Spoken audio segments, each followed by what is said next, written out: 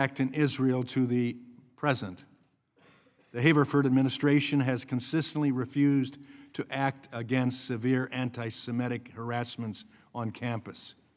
It has refused to even condemn these incidents of harassment or hostility in a clear, unequivocal statement, much less meaningfully discipline the students responsible for these incidents. Instead, the university has exhibited an all-consuming commitment to dialogue, even when that dialogue is dominated by anti-Semitic conspiracy theories or calls to violence. What's more, Haverford employs faculty members who engage in blatant anti-Semitism with no apparent consequences. For example, one professor declared online that Zionism is Nazism. The Haverford administration's failure to address anti-Semitism on campus is taking a painful toll on students, faculty, and staff. Without objection, I'd like to enter into the record a letter from Haverford's Shabbat House that was sent just yesterday afternoon, to the Haverford Board of Managers. The letter says, under this administration, Jewish students have been marginalized, ostracized, and at times outright attacked. Meanwhile, their pain has been met with indifference, end quote. I also was caught with their early statement in the letter where it says, we've never spoken out against the college. We've never publicly criticized its leadership. We've simply tried to serve, to support Haverford and its students in every way we could, but today we can no longer remain silent. I submit this for the record, and without objection, it's submitted. At DePaul, meanwhile, there have been multiple instances of fiscal violence against Jewish students.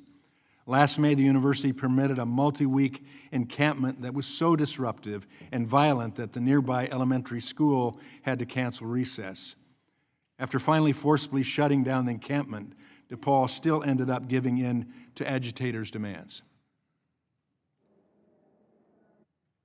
We have a student here today who had surgery as a result of the attack on him and a colleague. And at Cal Poly, at least one faculty member has been complicit in harassing Jewish students who were trying to attend an Israel-related special lecture. My colleagues and I are committed to holding these three universities and others accountable for perpetuating anti-Semitism. We're committed to enacting policies that create a safe environment for Jewish students, one in which faculty, staff, and administrators are held accountable for the anti-Semitism that consumes their campuses. I look forward to hearing your testimony today, as it will certainly inform this committee's future work. With that, I yield to the ranking member for an opening statement. Thank you, Mr. Chairman, and I thank our witnesses for being with us today. The month of May marks Jewish Heritage Month. It's when we celebrate the generations of Jewish Americans who have made incredible contributions to this country. This month, we reaffirm our commitment to combat the rise of anti-Semitism, both on and off college campuses. No one should be discriminated against because of who they are or how they worship. And all students have the right to learn in a safe environment free from discrimination in compliance with Title VI of the Civil Rights Act of 1964. Unfortunately, instead of properly enforcing Title VI, this committee is holding the 8th hearing describing the problem and complaining about anti-Semitism on college campuses instead of taking any meaningful action to actually solve the problem. Curiously, my colleagues on the other side of the aisle have not had any hearings addressing other forms of discrimination and hate, such as racism, Title IX gender violations, Islamophobia, homophobia, or the challenges of meeting the needs of students with disabilities. And this is particularly concerning since we know from reports from the Department of Education's Office of Civil Rights that on January 11th of last year, there were 12,000 open cases alleging discrimination in violation of Title VI, 12,000. And of those 12,000 cases, only 144 could be Title VI violations involving anti-Semitism. And we know the solution of this problem is better enforcement of Title VI. So instead of holding another hearing talking about the problem, which complains about the problem, we ought to be holding a hearing on what is going on in the Office of Civil Rights, OCR, the Department of Education. This administration is in the process of dismantling the Office of Civil Rights, and it raises reasonable doubt about the plans for addressing anti-Semitism on campus, as well as racism, homophobia, sexism, Islamophobia, or the needs of students with disabilities. Again, we should be focused on trying to solve the problem rather than just complaining about it. For centuries, college campuses have served as centers for debate and discussion on polarizing issues in our country. Unfortunately, this also means that they can become flashpoints for controversy. But it is fundamental for us to understand that we must protect student safety while also fostering college campuses as a place of learning where difficult topics can be discussed civilly without fear of retribution. OCR has typically and historically played a vital role in preserving that balance. When a suspected incidence of discrimination occurs on college campuses, OCR can investigate the claim. And when I say investigate, you've produced a letter from Jewish students on campus. The administration has letters from Jewish students on campus. Nice to have an investigation to find out what the facts are. But the OCR can investigate the claim, and there's an established process. Should an institution be found to violate its duty to provide a safe learning environment, OCR's process to work with the school will allow it to address the harm. Specifically, the institution is expected to take appropriate action to, quote, end the harassment, eliminate the hostile environment, prevent its reoccurrence, and address its effect as appropriate. And if this does not happen, the Department of Education can begin to withhold funds from the part of the institution which is in violation. However, in its first 3 months, the Trump administration has closed out 7 of 12 OCR regional offices, all of which conduct investigations into discrimination, and all of which conduct investigations into discrimination on campus, whether based on anti-Semitism or race, national origin, gender, or disability. According to public reports, nearly half of the OCR staff has been laid off, and so one is left to wonder, how can OCR carry out its important responsibilities with half the staff? My concerns have been confirmed by other reporting of students struggling to get assistance with ongoing cases because their attorney has been laid off. Moreover, instead of conducting investigations according with the law, the Trump administration has taken a sledgehammer to due process rights of institutions. But the public has seen a barrage of reports of this administration taking action without any investigation, such as taking away federal funding, students and professors having their international visas revoked, students who have been disappeared into detention centers, and threats to revoke tax-exempt status of multiple universities. Schools are also told to accept a list of the administration's demand, all without OCR first conducting a fact-finding investigation. In short, that is not due process. For some of us, this doesn't come as a surprise. After all, just this past weekend, the president appeared on NBC News and was asked whether he believes that he should uphold the Constitution, and he responded, "I don't know." Of course, one cannot forget that this is also the same president who thought there were, quote, very fine people on both sides after white supremacists marched through Charlottesville in 2017 chanting, "Jews will not replace us." And what everyone, including people you may disagree with, everyone is entitled to due process, and all students should be able to seek recourse if they've been discriminated against.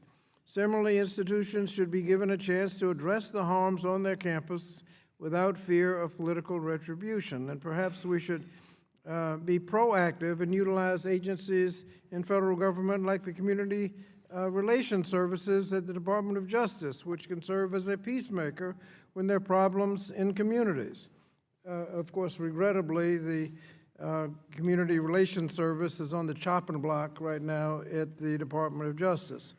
So we hope we can have a productive conversation today, that the centers of students and the in higher education, but hopefully one day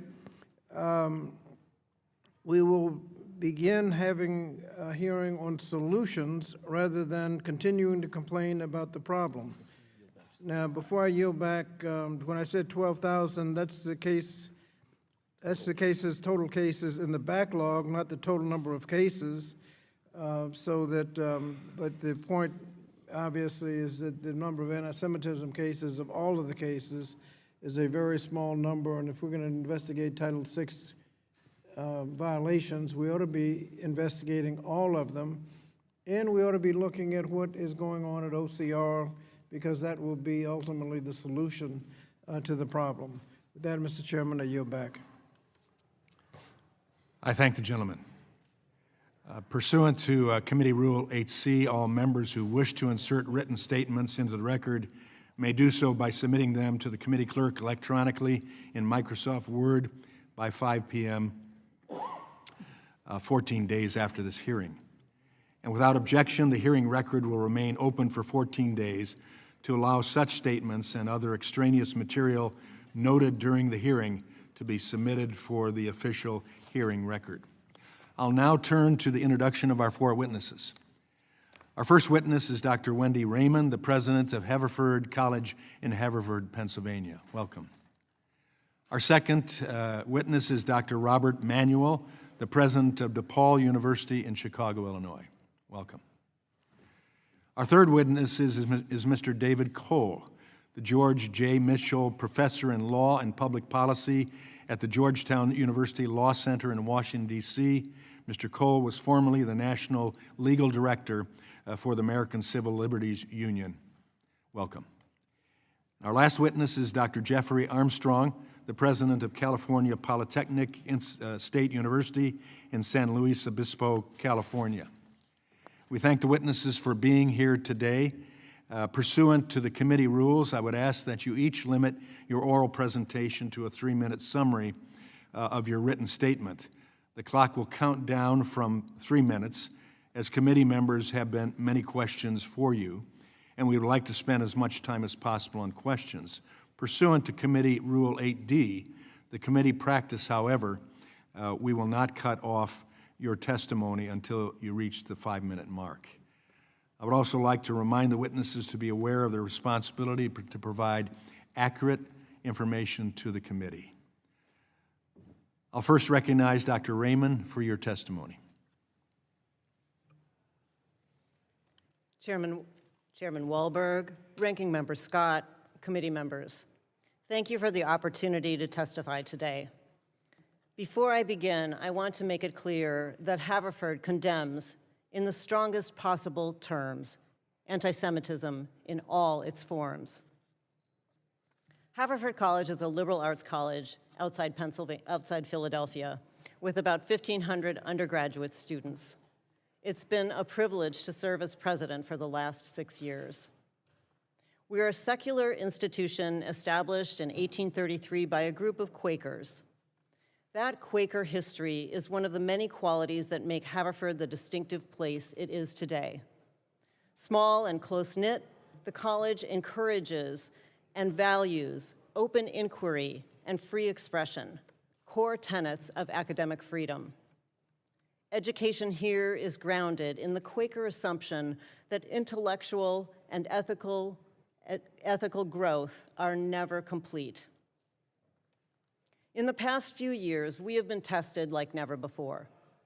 The horrific terrorist attacks by Hamas against Israel caused unfathomable pain on our campus and around the world. Moreover, the ongoing war and loss of innocent lives in Israel and Gaza have left many shaken. In the wake of these events, we've seen a troubling rise in anti-Semitism in our communities and on our campuses. In the days following the attacks, I was inspired by how the Haverford community came together. At the same time, events have occurred on our campus that are inconsistent with our values. I take these incidents and Haverford's response very seriously.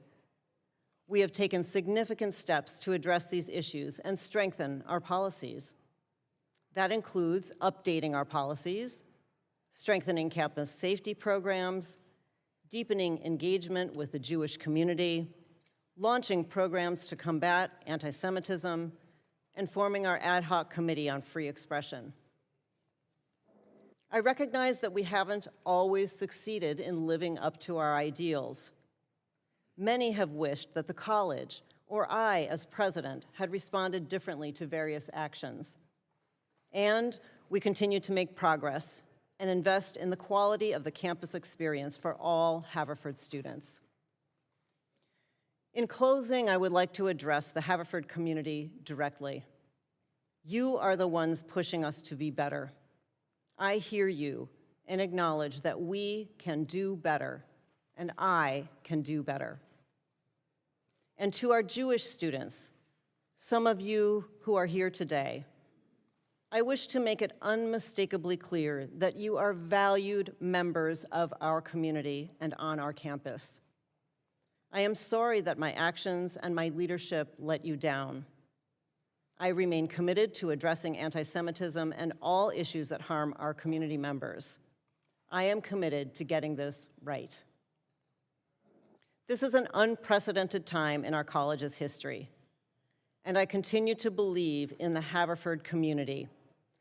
I thank you for demonstrating how, together, we can work toward creating a better and more peaceful world. Thank you, and I look forward to your questions. Thank you, President Raymond. And now, Dr.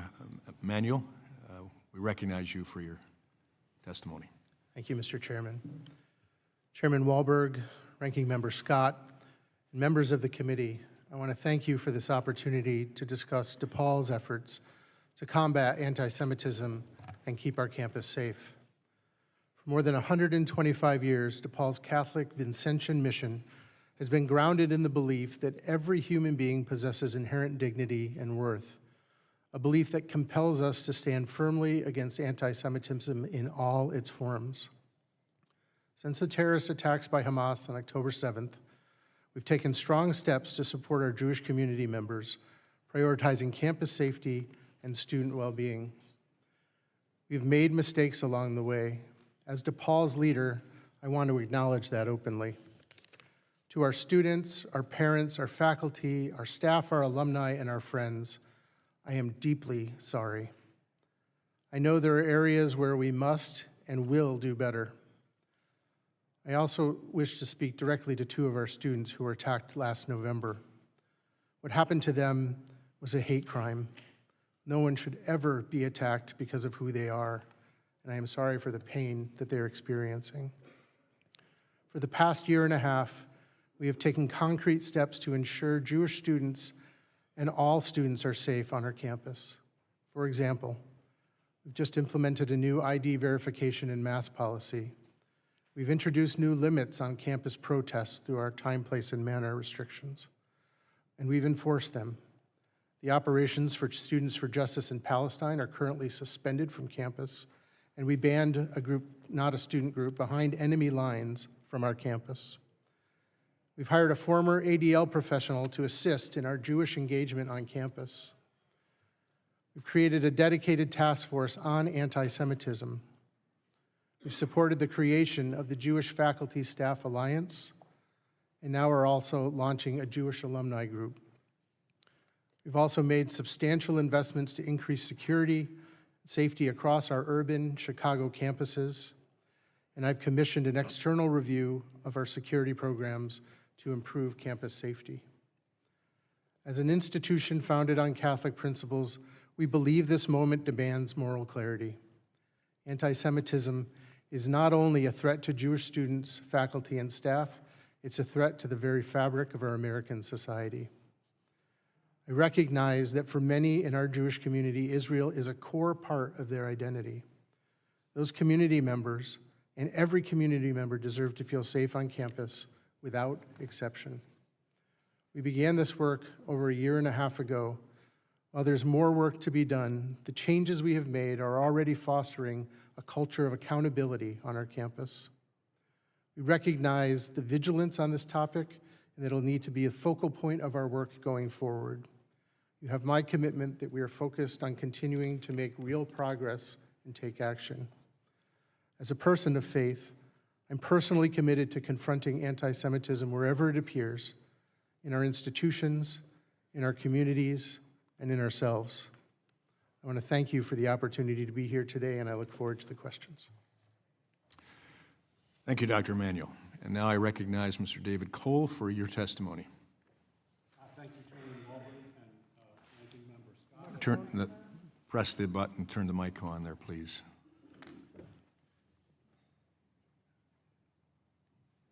Sorry. Thank you.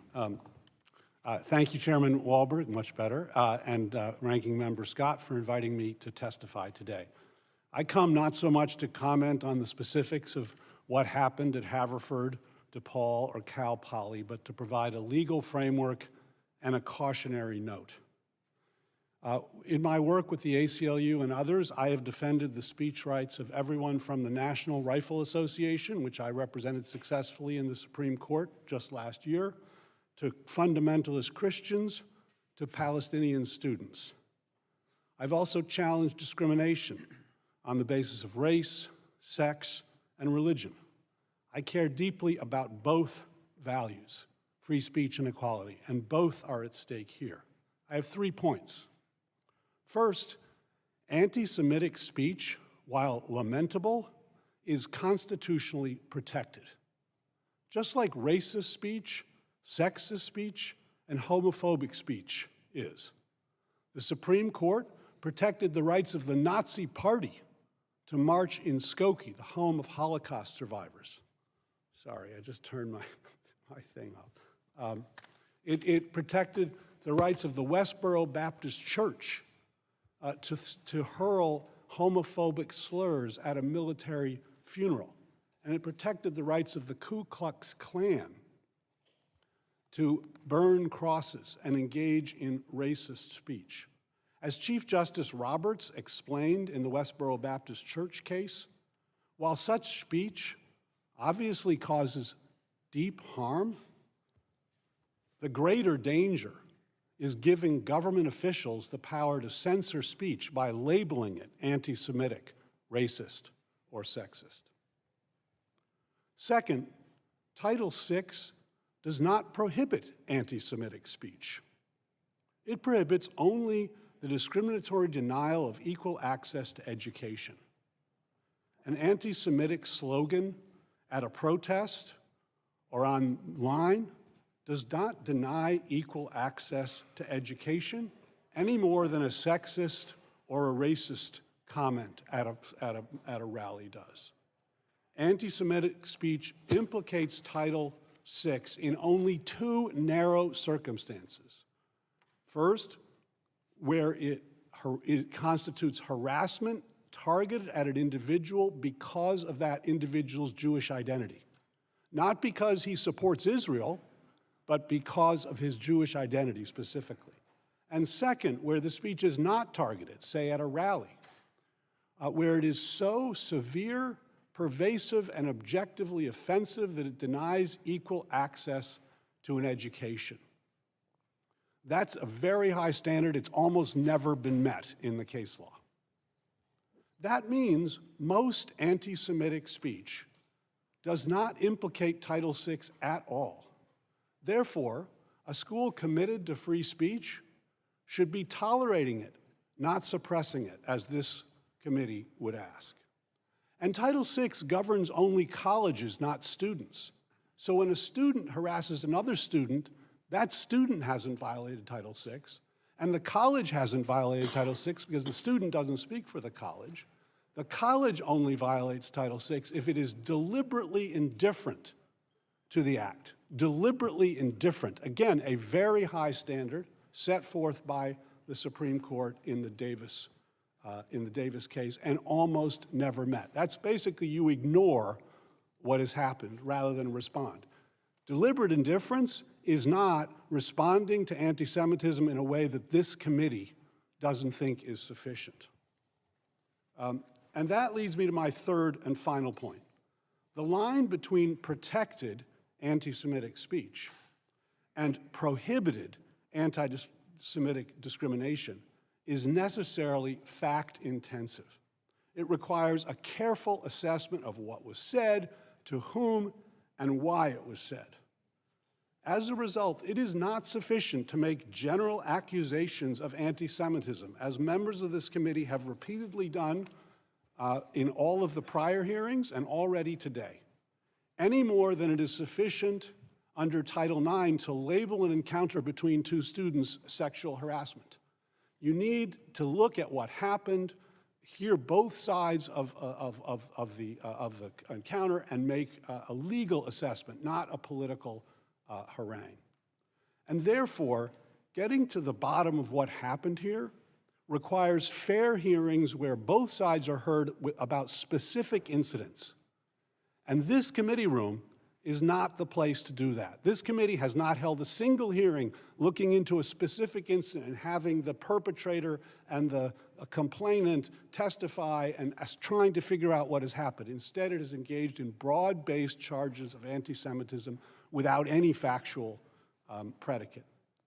With all due respect, these proceedings have had more in common with those of the House I'd Un-American ask the gentleman to Activities Committee. conclude. You've gone past the 5 minutes. Yeah, I'm sorry. If I could just, I have one final comment. Very quick. Take me a second. Yeah, these proceedings, with all due respect, have more in common with those of the House Un-American Activities Committee. They are not an attempt to find out what happened, but an attempt to chill protected speech. Thank you for that your was testimony. A mistake then, and it's a mistake. Thank you for your testimony, and I think we did not step on your testimony at that point. Thank you. Now I recognize Dr. Armstrong for your testimony. Good morning, Chairman Walberg, Ranking Member Scott, and members of the committee. For the past 14 years, it's been my privilege to serve as president of Cal Poly in San Luis Obispo, California. At Cal Poly, we emphasize a learn-by-doing approach, providing hands-on, practical experience, learning from experiences, and constantly getting better. Over the past 18 months, questions have been asked about how higher education institutions confront, prevent, and combat anti-Semitism that escalated after the 2023 Hamas attacks against Israeli citizens. The October 7 attacks on innocent men, women, and children were horrific. The violence perpetrated that day must be condemned without equivocation. And the targeting of Jewish students on campuses across the U.S. that followed was terrible and unacceptable. Both as a university president and a human being, this is a matter I take particularly seriously. We have to do better. At Cal Poly, when people do not live up to our commitment to prohibit prejudice and bias, we hold them accountable. We have dealt with anti-Semitism and other forms of discrimination by faculty, staff, visitors, and students. We do not tolerate threatening activity. We deploy campus police whenever there is potential for threatening activity or trouble, and they make arrests and file criminal charges when justified. In addition, when alleged anti-Semitism or harassment occurs, we investigate and impose immediate university discipline. At Cal Poly, we have enjoyed a vibrant Jewish community for many years. Stakeholders rate Jewish life on our campus at a high level, and the number of Jewish students has doubled since 2011. Hillel and Chabad are registered Cal Poly student organizations, and I and my wife have been invited to and proudly participated in some of their activities. I am grateful to the Jewish student leaders who traveled across the country to join me here today. In addition to those long-standing partnerships, I've been working with the ADL and other Jewish leaders on several ongoing and some new initiatives. First, we have continued to be certain to speak out to oppose anti-Semitism. Second, we are enhancing our mandatory student orientation and biennial employee training to provide greater education and awareness about anti-Semitism. Our team is participating in the 5th cohort of Hillel's Campus Climate Initiative To date, our administrators have attended 8 training sessions. Third, we're establishing a new presidential anti-Semitism task force that will develop an action plan focused on Jewish student life, anti-Semitism education, and cultural awareness. Fourth, we're continuing to fundraise to endow a chair in Jewish studies and build an interfaith center that includes Jewish students.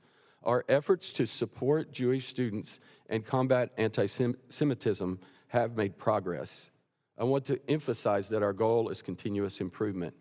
We will work to give each student the safest possible environment, free from discrimination and religious intolerance, so they can learn, grow, and succeed.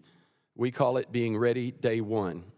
We will continue to strongly confront any anti-Semitic conducts or threats. In conclusion, I want to thank you for the important work on this issue and pledge our continuing support. Thank you, Dr. Armstrong. Under Committee Rule 9, we'll now question witnesses under the 5-minute rule. I'll recognize myself for the first 5 minutes.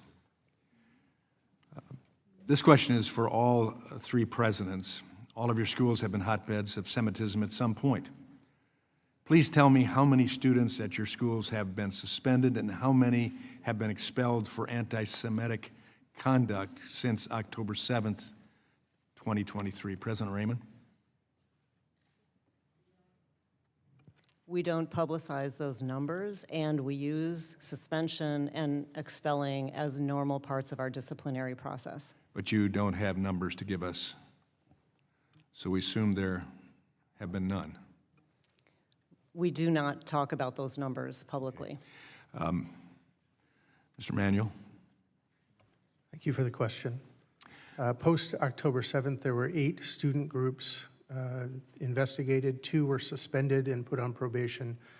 I believe there were 2 arrests after the encampment dissolution. One of them, I believe, was a student. Thank you. President Armstrong? As a result of events in 2024, we've had a total of 6 students disciplined, with the discipline ranging from 2-quarter suspension to deferred suspension to probation. Thank you. President Manuel, you say you're committed to addressing anti-Semitism on campus. The group Students for Justice in Palestine, or SJP, is at the very center of your anti-Semitism problem. Students have been physically and verbally assaulted at multiple SJP protests. SJP was central to the May 2024 encampment, which caused $500,000 in damage. SJP has also circulated deeply anti-Semitic posts on Instagram, including a recent post accusing Israel of being just like the Nazis.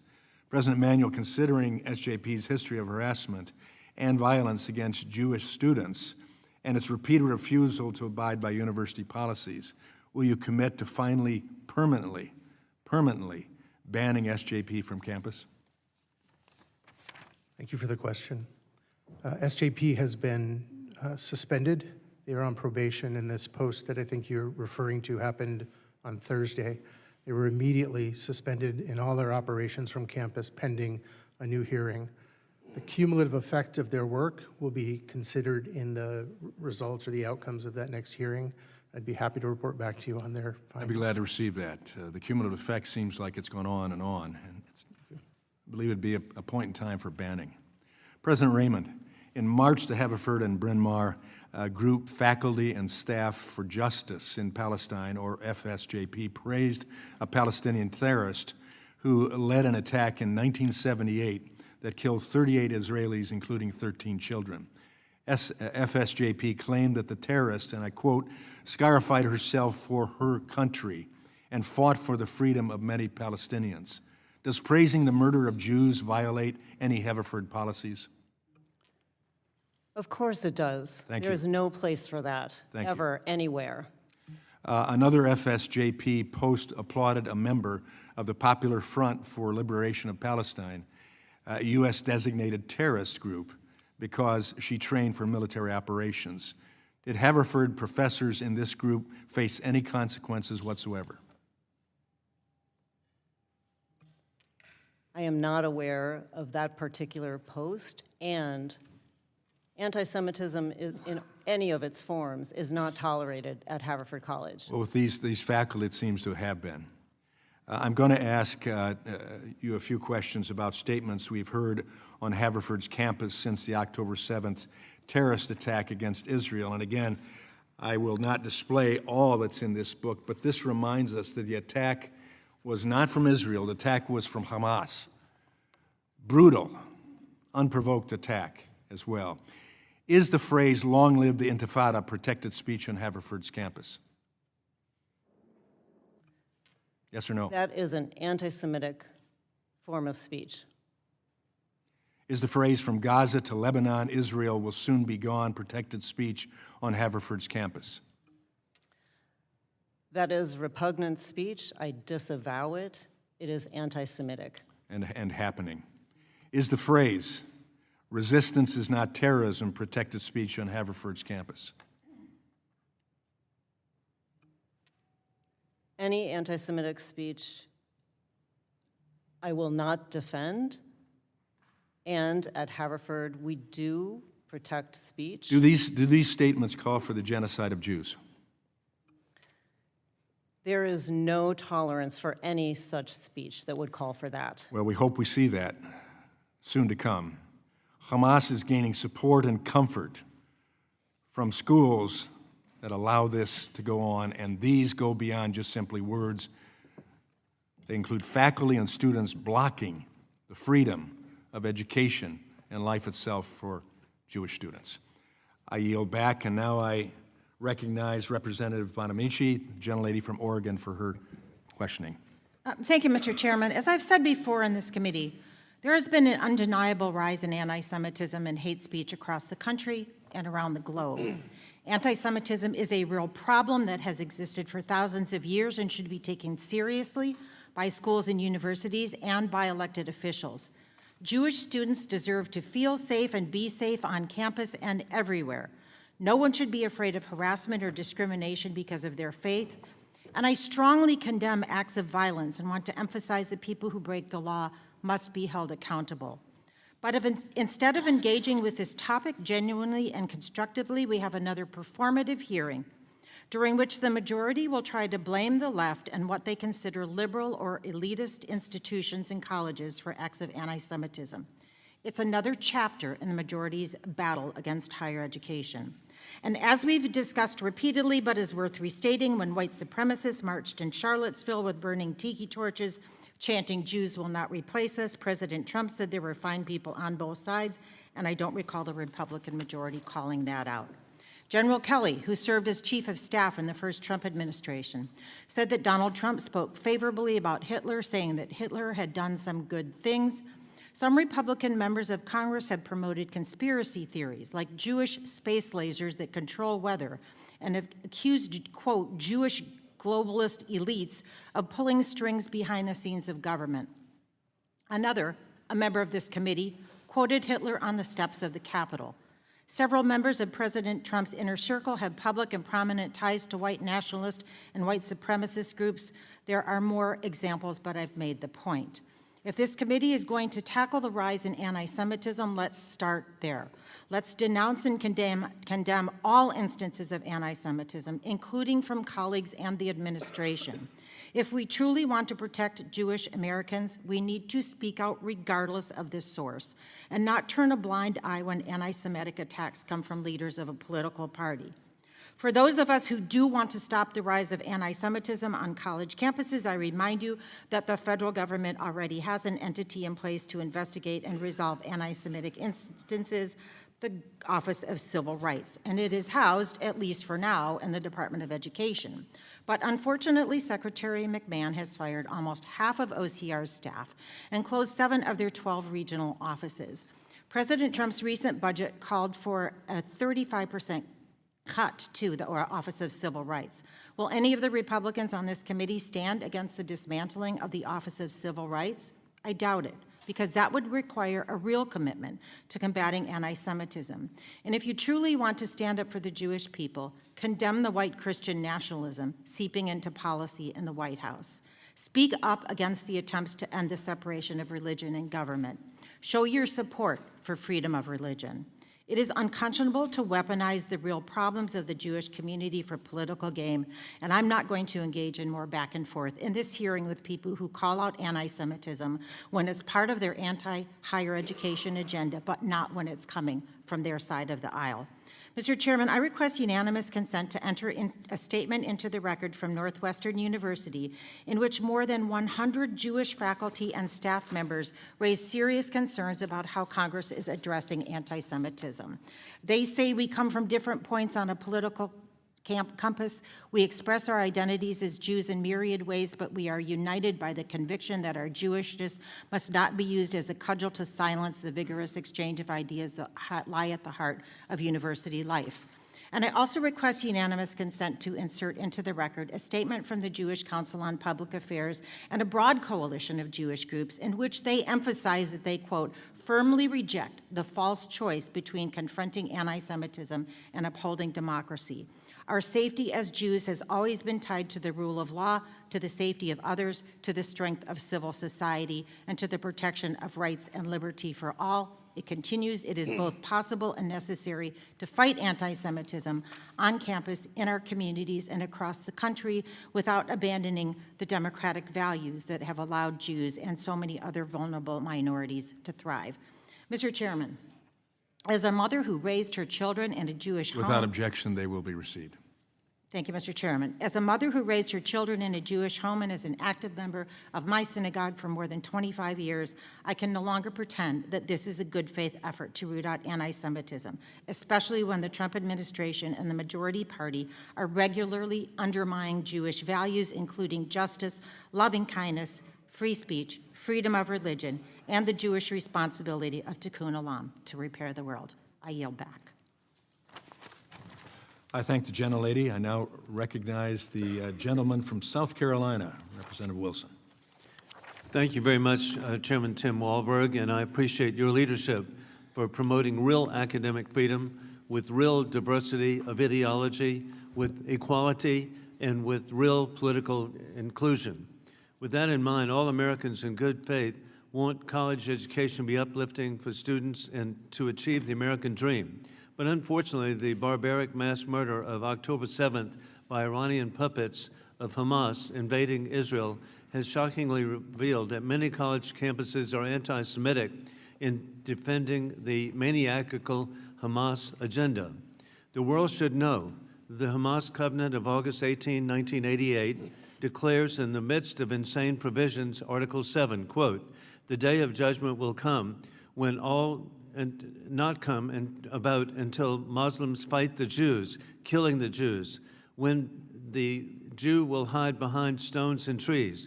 The stones and trees will say, 'Oh, Muslim, there is a Jew behind me, come and kill him,'" end of quote. That's their ideology. Free Palestine from the river to the sea is a code for death to Israel, death to America. We know that anti-Zionism is anti-Semitism. I'm very grateful that I grew up in South Carolina and represent South Carolina. At the time of the American Revolution, the largest Jewish population in the New World was in Charleston, South Carolina. The very first provincial constitution to recognize Judaism was the Provincial Constitution of South Carolina. The first Jewish American elected official in the New World was the Provincial Assembly of South Carolina, and sadly, the first Jewish American killed in the Revolution was in Charleston, South Carolina. And so that's the environment I grew up in. In South Carolina, we do not tolerate anti-Semitism. We promote diversity of ideology, equality, and we promote additionally ideological inclusion. President Raymond, we know that unfortunately anti-Semitism has existed long before the murderous atrocities of October 7th, and sadly I visited Kibbutz Nir Oz. I visited the music site where the slaughters occurred, the mass slaughters. The committee recently learned that in 2020 you met with a Jewish student about the severe harassment and cyberbullying that he was experiencing at Haverford because of his Jewish identity. In response, you allegedly gave him a book by a Buddhist monk and told him that he should accept the harassment and, quote, "let it wash over," end of quote. Should Jewish students at Haverford simply let the experience of anti-Semitism wash over them? Our Jewish students and our Jewish community are highly valued at Haverford. They have been an important part of our community for a long time. And my top priority is ensuring the well-being and safety of all of our students. And so I'm confident you've changed policies since then. With this, Dr. Armstrong, you're identified as an outspoken DEI proponent. I believe that DEI, it chills and actually restricts and restrains academic freedom. It's been my view that diversity means no ideological diversity, no conservative. I remember in college, with my National Review, I would fold it in half because I didn't want my professors to see. I was reading the writings of William F. Buckley, Jr., seditious.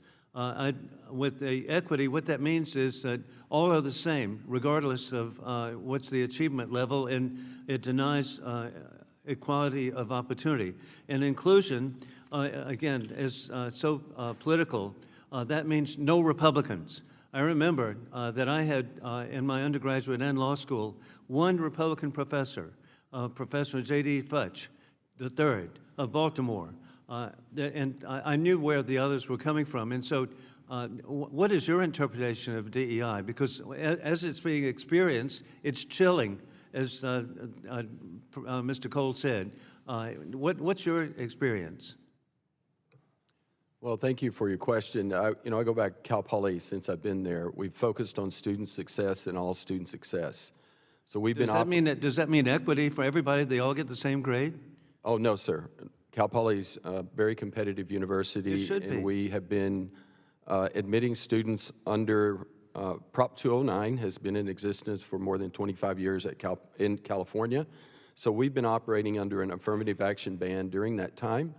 And we have had significant changes in the makeup of our population because we've increased financial aid and made students more able to As we travel. conclude, I would really like to know the percentage of conservatives of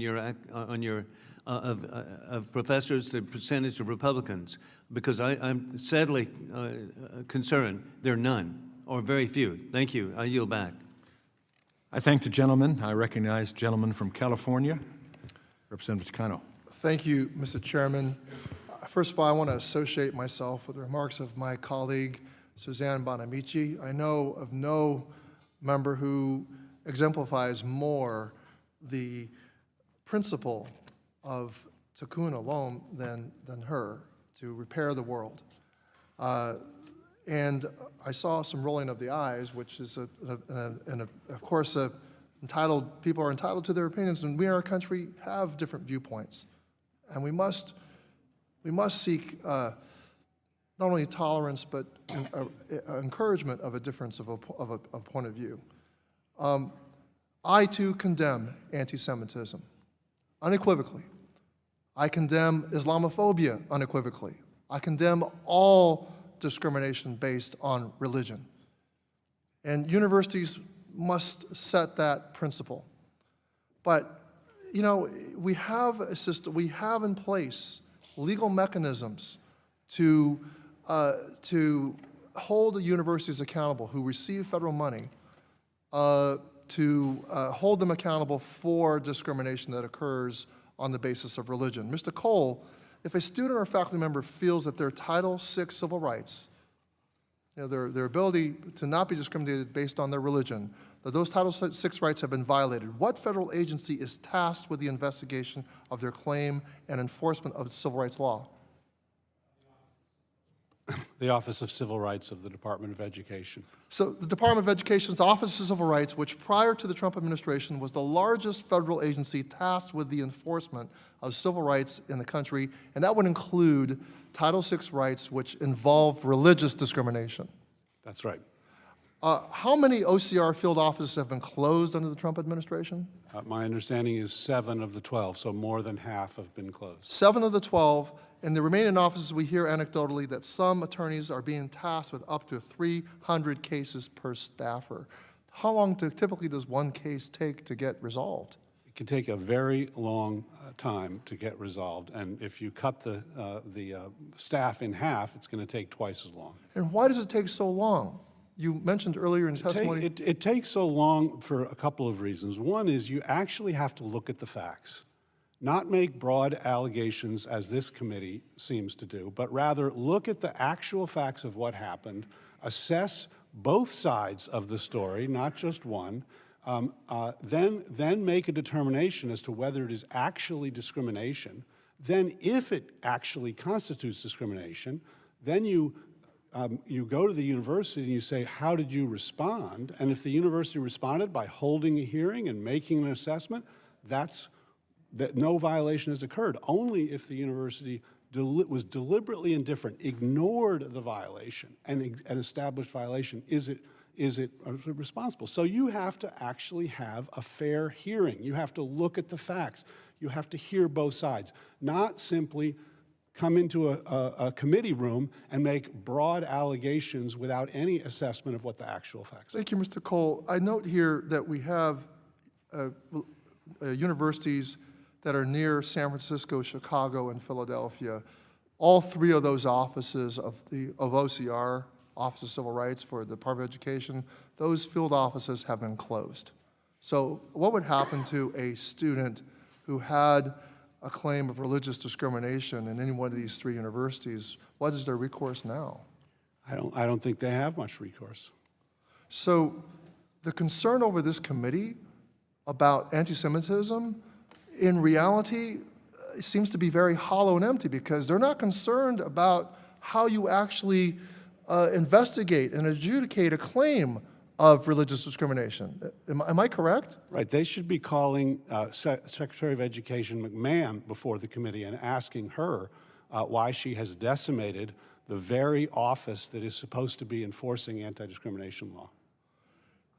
Mr. Cole, do you view universities as kind of places of independence that government should not be imposing its politics on a university? I mean, I heard implied here that maybe there should be some influence over who gets hired as faculty.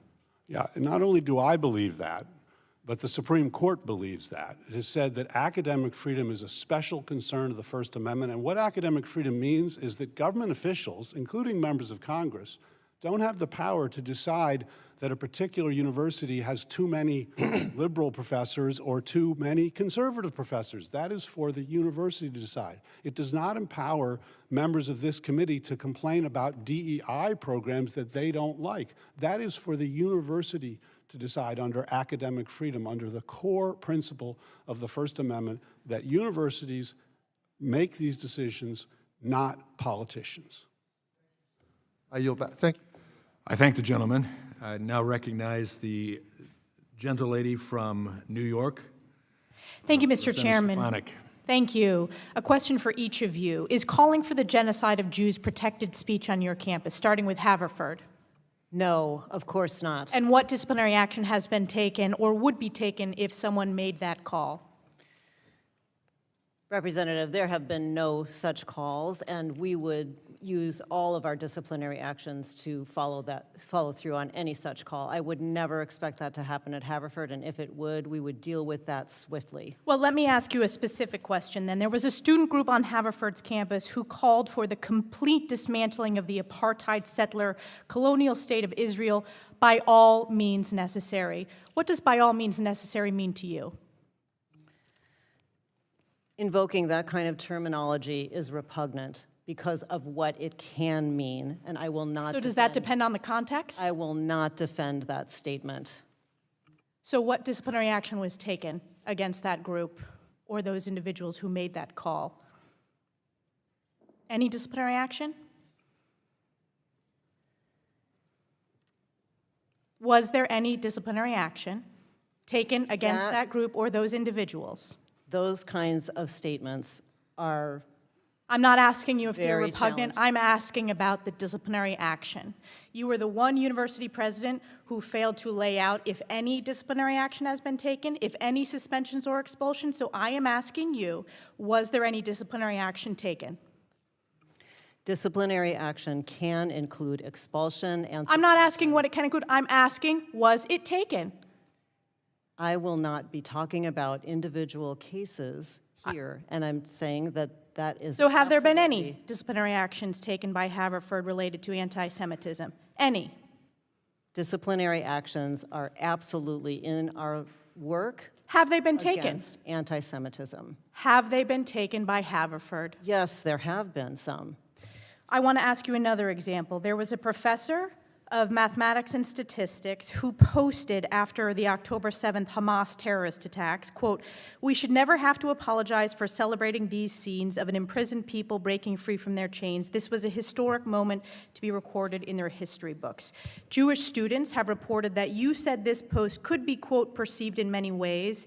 Does this post simply depend on the context, President Rabin? And were there any disciplinary actions taken against this professor? Such posts have been incredibly harmful to our entire community, and I disavow them and that outcome for us. Was there an investigation of the professor? Investigations happen in all such cases. So yes, in this case. Investigations happen in all such cases, as I have said, and we follow... This is a simple question. The other presidents are answering this straightforward as to disciplinary action. Again, these university presidents who are former presidents fail to answer these direct questions. In this case, was there disciplinary action taken or an investigation of this professor? Respectfully, Representative, I will not be talking about individual cases. Respectfully, President of Haverford, many people have sat in this position who are no longer in the positions as president of universities for their failure to answer straightforward questions. Another question I have, because this is a theme at Haverford, there was an administrator who said that, quote, "Racial minority students have never felt safe at Haverford, and that Jewish prospective students should not expect to feel safe and should instead be brave." This was according to litigation against your college. Was there any investigation into this administrator for making those statements? That report does not reflect the administrators that I know who stand strongly with me and the entire college against anti-Semitism. So that didn't happen, is your position? Was that statement not made by that administrator? That statement does not comport with those administrators that I know.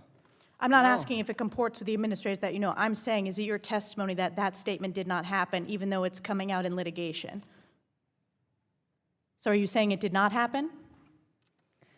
What I am saying is that I cannot imagine that happening from those colleagues of mine. Well, let me ask you, if it did happen, what disciplinary action would Haverford take against that administrator?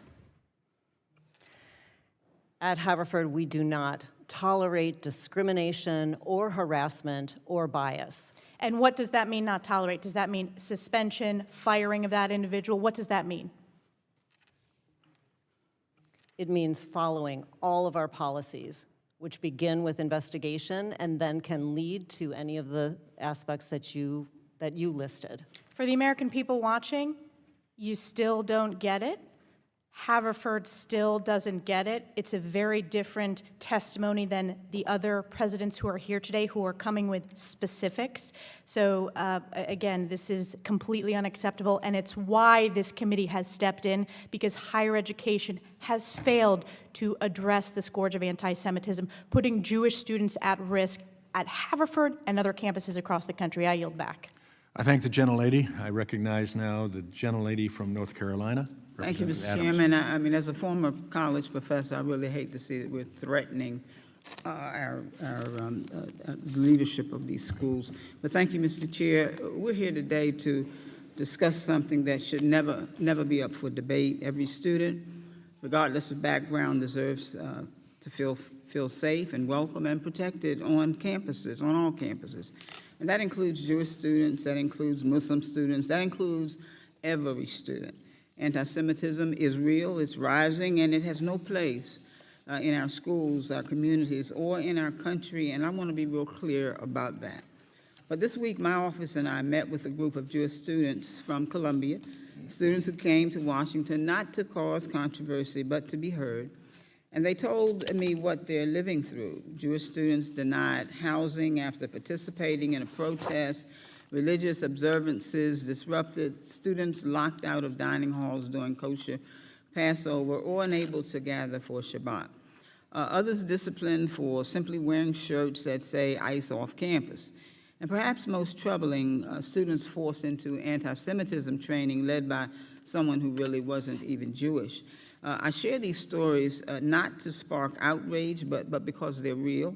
But I believe that we cannot confront hate unless we listen to the people living with it. And so when Jewish students say that they feel unsafe, we have to take that seriously. And that also means upholding civil rights under Title VI, not replacing legal standards with partisan scorecards. And that means resourcing the Office for Civil Rights, not cutting it. And that means fostering interfaith efforts that build bridges, not eliminating DEI programs that were designed to create belonging for everyone. And let me just say that plainly. Jewish safety and free expression are not mutually exclusive. We can and we must protect both, and that's why I was encouraged to hear about Cal Poly's Interfaith Center, a space designed to include Jewish students not just in name, but in purpose. And because when students gather across faiths and backgrounds to talk, to grieve, to organize together, that's how we build resilience, and that's how we push back against hate. And that's how we remind each other that the loudest voices aren't always the ones speaking for all of us. And so today I do want to urge our committee to move forward carefully. Let's not act on faith, not fear. Let's not address hate, not weaponize it, or let's address hate and not weaponize it. And let's protect students, not politicize their pain. It's prevention, it's education, and it's showing every student from the Ivy League to the community college that they belong. Dr. Raymond, we've seen members of this committee and even the president blame diversity, equity, and inclusion efforts for the rise of anti-Semitism on college campuses. But I've always believed DEI, when done right, help build understanding and safety for all students. So my question, how is your campus making sure that anti-Semitism is directly addressed in your inclusion efforts, not ignored or sidelined? And how do you ensure that Jewish students feel seen, included, and protected in these efforts? And have you found that this kind of work supports Jewish student safety rather than undermines it? Inclusion work at Haverford is just that. It includes everyone. We are committed to supporting all students in our Jewish community and all of our Jewish community, and our work in inclusion and belonging is exactly that. We have 3 Jewish student groups on the campus who are very active. We have an active staff and faculty Jewish group, and all those come under the arch and the arc of inclusion and belonging. Thank you very much. Dr. Armstrong, in your written testimony, you noticed that Cal Poly is establishing an interfaith center, which includes participation from Jewish students, and I've heard from students across the country who've said that their interfaith spaces, when done thoughtfully, can make a real difference. So could you share a little bit more about how that initiative was developed, who was involved, and how has it helped build trust or provide support for students who may feel targeted, especially in this tense moment on so many campuses? Well, thank you for that question. We've been working over a number of years to make sure all students have a way to connect. We've been talking with Chabad and Hillel about this project, as well as other religious leaders, for several years. And, you know, COVID and like many things slowed us down a bit, but we view that as an opportunity where students can come together, where they can have the dialogue. We recently had a presentation that brought together a Palestinian and an Israeli view, and it was university and Chabad and Hillel participating in that. Thank you, sir. I'm out of time, and Mr. Chairman, I'm going to have to yield back. I thank the gentlelady. She yields back. I now recognize Representative Miller, the gentlelady from Illinois. Thank you.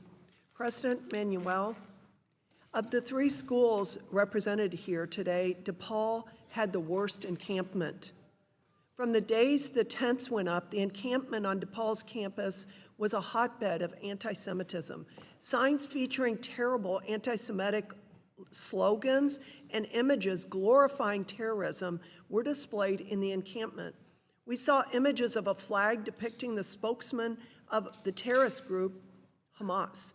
We saw a sign that said, "Jewish safety cannot be achieved until Palestine is freed." There were reports of people at the encampment threatening to slit Jews' throats. One student walking through the university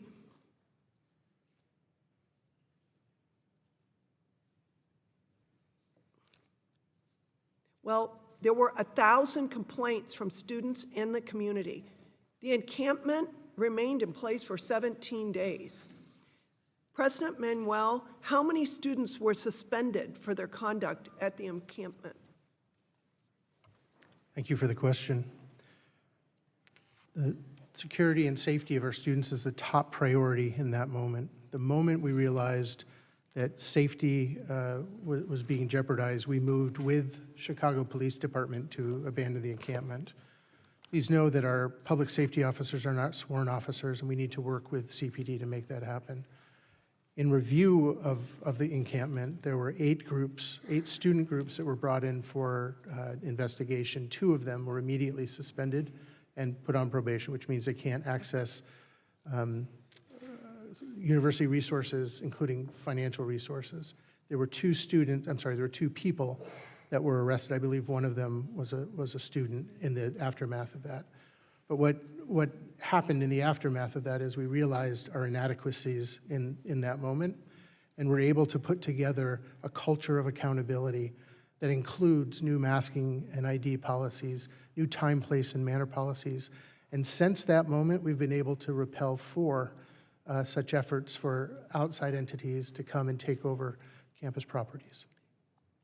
Well, I'm glad to know that you are moving forward on better policies. So you're saying that this encampment remained in place for 17 days and there were $500,000 worth of property damage, and you were only able to suspend 2 students.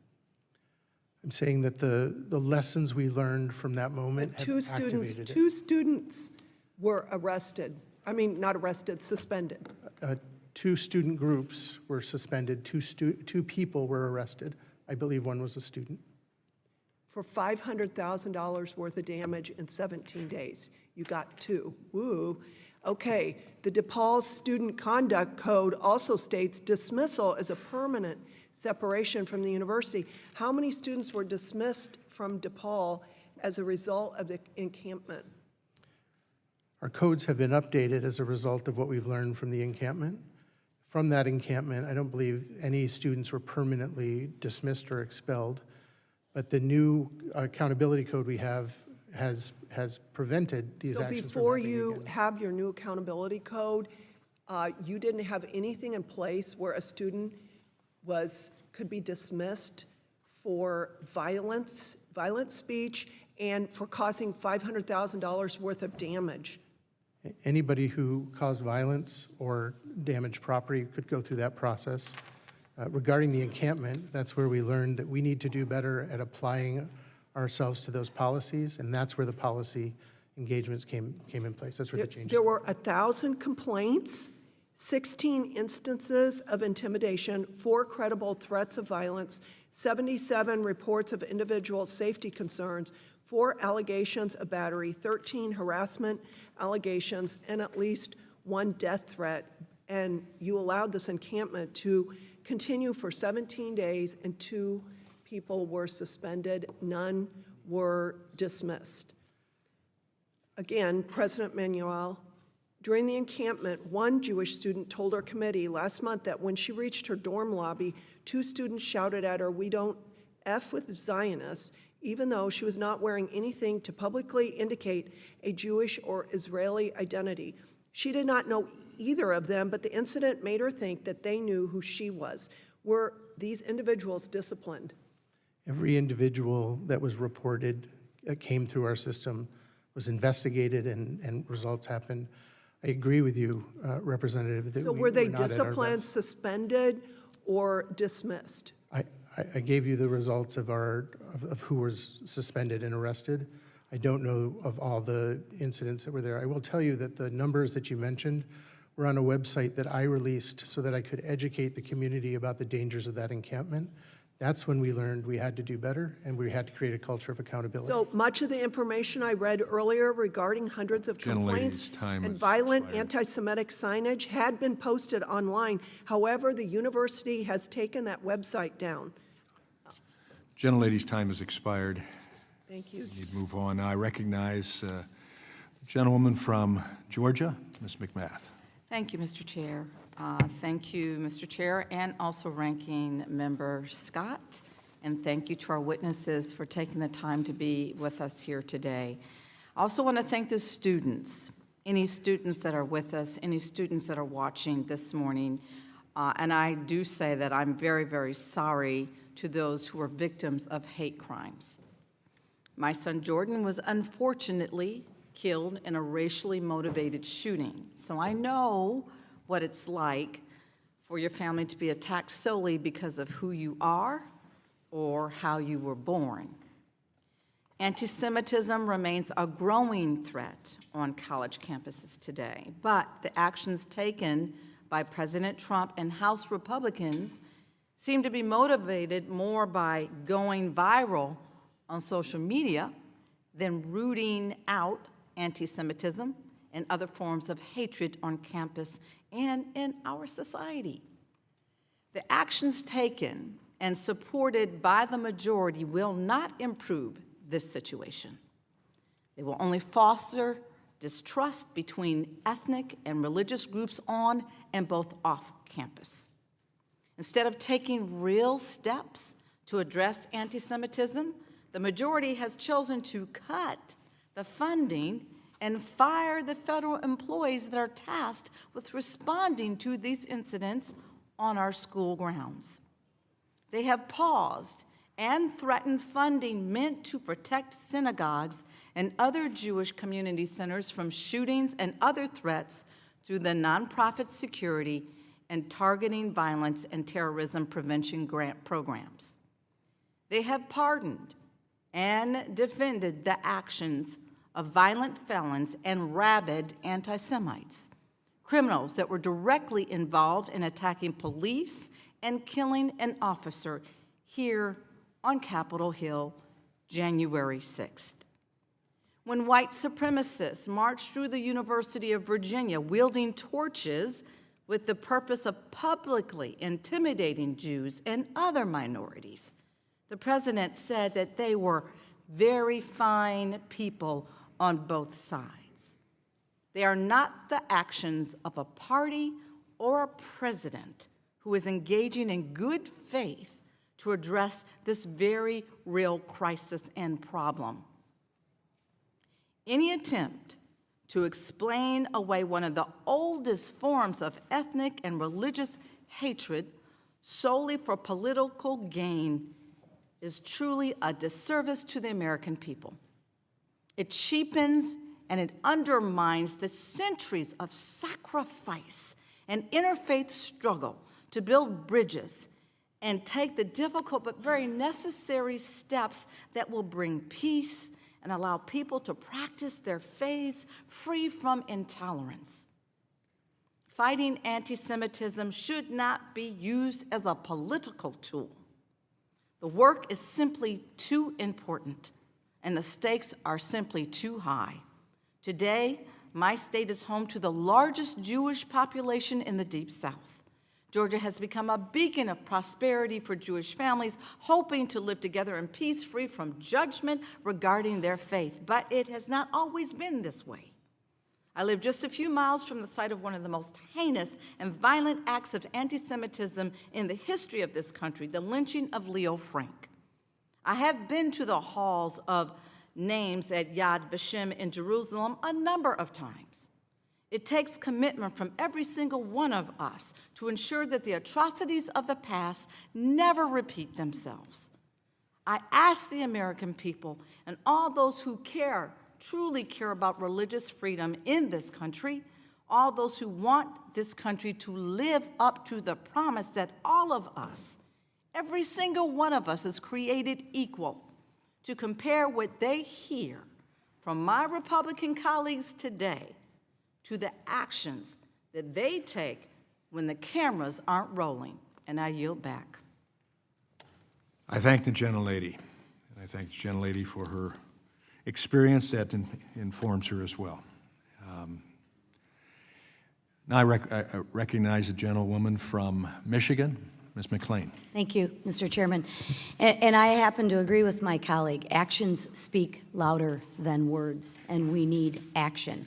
And that's what I hope that we see here today, not just in the week leading up to this hearing, we all of a sudden find a conscience and start action. So let me start with you, Dr. Manuel. On October 18th, 23, DePaul Students for Justice in Palestine held a rally calling for the Intifada revolution, encouraging terrorist attacks to be perpetuated against Jewish civilians. On the same day, Jewish student leaders contacted DePaul administrators expressing feelings of saying they were increasingly scared that the safety and for the safety of the Jewish community. Does that ring a bell? Okay. The following day, October 19th, 2023, pro-Hamas rallies on campus resulted in the physical assault of a Jewish student.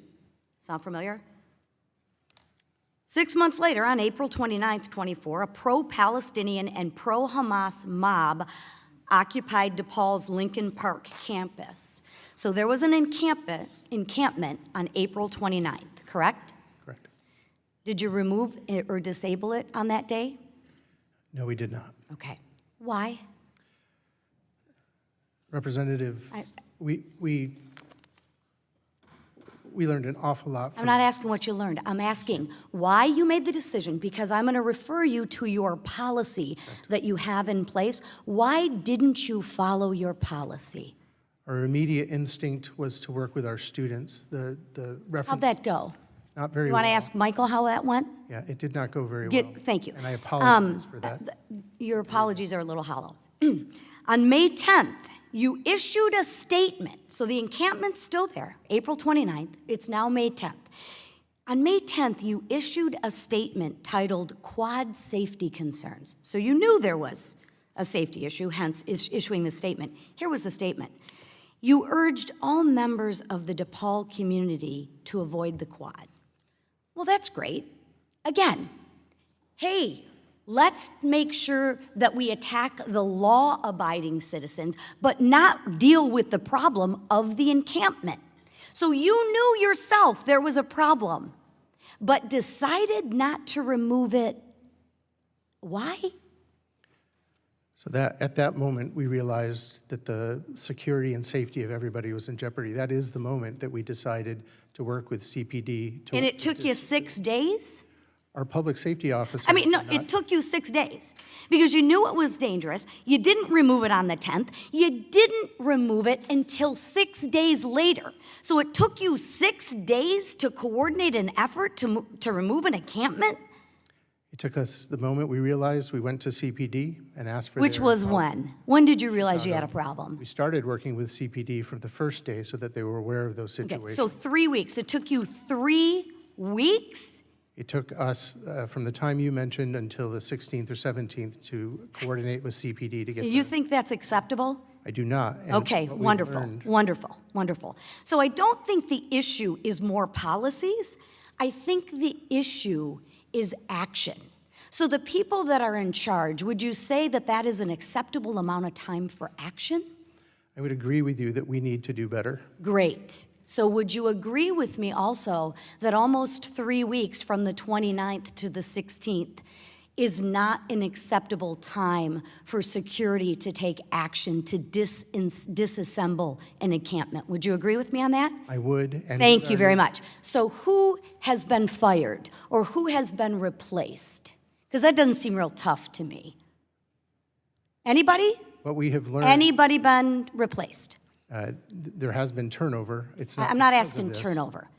What consequences happened for the people who are supposed to be in charge. The development of our accountability Any culture. consequences? Yeah, were there, let's start with a simple, retraining. let's start with a simple one. Any consequences? To student groups, yes. Not to, I'm talking to the people who didn't follow your procedures of 3 weeks. Because let me just read it, just in case you don't know your policy, but let me read it. This is from your policy. May not impede passage or in or out of any facility, may not involve activity that is violent or otherwise threatens the safety of demonstrators or any members of the community, may not interfere with business or academics of the university. These are your policies did anyone get reprimanded for that? What I mentioned is that we have done significant review and learned from this. You don't need to do review. Was anyone held accountable other than Michael and his friend that sustained a concussion and a broken wrist? So what actions changed? Because you got great policies and you got great lip service. The problem is you need action. And unless you as the president of the university is willing to take action, not lip service, I can talk about working out all day long, but there's a lot difference between me working out and me talking about it. So my question is, if there is another encampment on that, are you taking it down that next day? Gentlelady's time has expired. Thank you. I thank the gentlelady, and I recognize the gentlewoman from Connecticut, Representative Hayes. Good morning, and thank you to our witnesses for being here and to all of the students who are following along and paying attention to this hearing. It is incredibly painful for me as a member of Congress to sit and witness anti-Semitism and discrimination against students on college campuses being politicized over and over and over again. As the ranking member stated, we've had 8 hearings on this topic. There are members on the other side who only show up for hearings on this topic, and yet no real action has been done.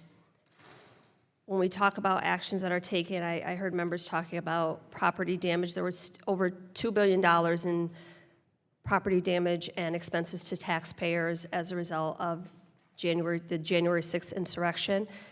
And the president gave sweeping clemency to 1,600 people, and it's been celebrated by the other side.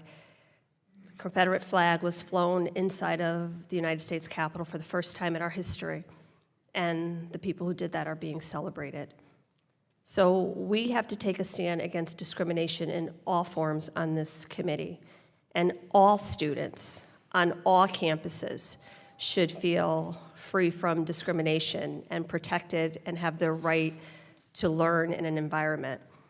To the college presidents, you will find no safe harbor here if you have not taken actions and steps to ensure that students are safe on your campuses.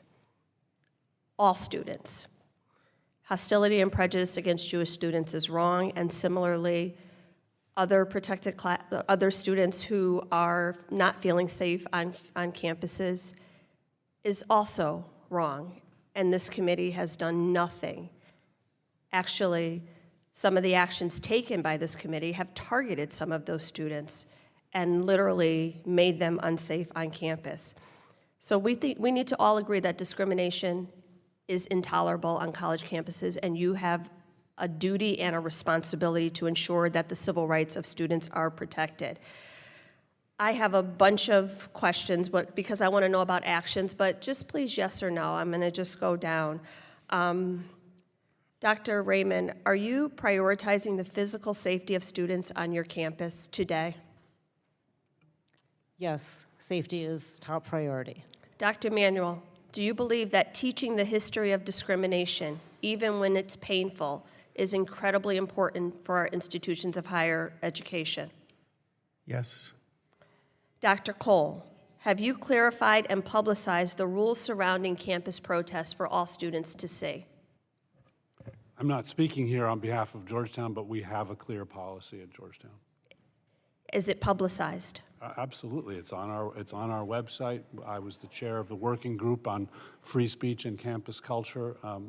We believe in free speech, and we believe in protecting people from discrimination, and we believe in making a distinction between the two, which unfortunately many members of this committee do not believe in. Thank you. Dr. Armstrong, have you implemented reporting mechanisms for incidents of bias on your campus? Yes. Dr. Raymond, have you clarified and raised awareness around university standards for anti-discrimination educational programs? Yes, we have.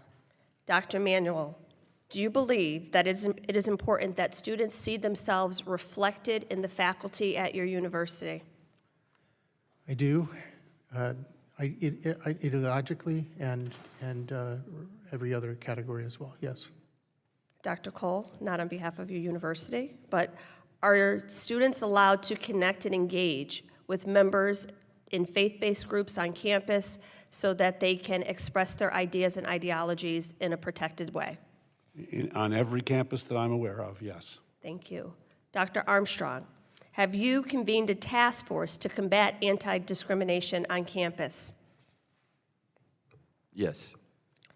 Dr. Manuel, do you understand the role of the Office of Civil Rights at the role that the Office of Civil Rights at the Department of Education plays in protecting students from discrimination at colleges and universities? And do you think that this would be helpful as you move forward trying to keep students safe on campus? I do, and the OCR has been very helpful in helping us understand how to comply with the law. Thank you. And with that, I think that this committee should be working on keeping OCR together to help you enforce these policies moving forward so that all students are protected on college campuses. With that, I yield back. I thank the gentlelady. Now I recognize the gentleman from North Carolina, Representative Harris. Thank you, Mr. Chairman, and thank you to all the panelists that have been a part of this today for your perseverance and your time. I want to address a question to President Raymond. President Raymond, days after the October 7th attack on Israel, Haverford College released a statement that highlighted, quote, tragedies across the globe that had occurred, quote, since the start of the semester. The email mentioned earthquakes in Morocco and Afghanistan, wildfires in the United States and Canada, and a 2-year-long war in Ukraine. The email only made a passing reference, and I quote, the outbreak of war in Israel and Gaza that had taken place just 48 hours before. We all know in this room October 7th was not a mutual, quote, outbreak of war between two countries. In fact, it was a terrorist attack by Hamas on Israel. Babies were butchered, women were raped, 1,200 innocents were slaughtered, and over 250 people were kidnapped. I have to ask, why did Haverford lack the moral clarity to immediately and clearly condemn the attack on Israel? Representative Harris, we did condemn the attack by Hamas on Israel, and it was not, you are correct, in that email, which I was responsible for, and I would do it differently now. This is an example of a difficult period of learning where I did not get it right. Okay. So you say in your testimony, and I read your testimony beforehand, the written testimony we received, that, quote, any failures and fractures at Haverford are ultimately my responsibility as president. So do you take responsibility for this failure to call the attack what it was immediately? I take responsibility for the judgment about that communication. That's right. Okay. Well, on January 4th, 2024, an anonymous author, presumably a Haverford student, published an article on the Political Science Department website expressing dismay for the response of the campus to October 7th. The article highlights the morally bankrupt responses of students to the violence, for example, sharing how students posted phrases like, quote, freedom has only ever been achieved through resistance. Stand with Palestinian resistance, end quote. The author wrote in reaction to seeing these statements posted on his or her classmates that, quote, up until October 7th, I had truly believed that at a liberal arts institution like Haverford, there was no place for anti-Semitism, but I do not know how else to label cheering the death of innocent Jews. Many student activists across the country have used the slogan, resistance is justified when people are occupied as their motivation for praising the violence that was perpetrated against Israel. I ask you, President Raymond, yes or no, was the October 7th attack on Israel justified? Absolutely not. Thank you, ma'am. No. And I agree, and it's good to hear you confirm that. And I certainly hope and pray that students around the country, including those enrolled at Haverford, come to realize this very thing as well. I want to turn in my last minute or so to President Manuel. I want to ask you a series of questions, if I will. Have there been violent protests on your campus in response to the war in Sudan? Not that I'm aware of. Did DePaul experience encampments over the war in Ukraine? Also not that I'm aware of. Have there been chants calling for the eradication of other people groups on your campus besides the Jewish people? Again, not that I'm aware of. Thank you, sir. I think we all know why there is no such focus on the world, while there is such a focus on the world's only Jewish state. Unfortunately, anti-Semitism has been spreading like wildfire among our nation's campuses. And as a result, anything Israel does to defend itself and its people faces increased scrutiny that no other nation on earth seems to face. I'm glad we're having this hearing today, and I commend our chairman for helping us shine a light on this very important problem that is plaguing American higher education. And with that, Mr. Chairman, I yield back my time. I thank the gentleman. Now I recognize the gentleman from Texas, Mr. Casar. The Republican majority has called a hearing on anti-Semitism, and so I have some questions for my colleagues on the committee. Donald Trump said after neo-Nazis marched through Charlottesville that they were, quote, very fine people on both sides. If you condemn Donald Trump saying this, will you raise your hand?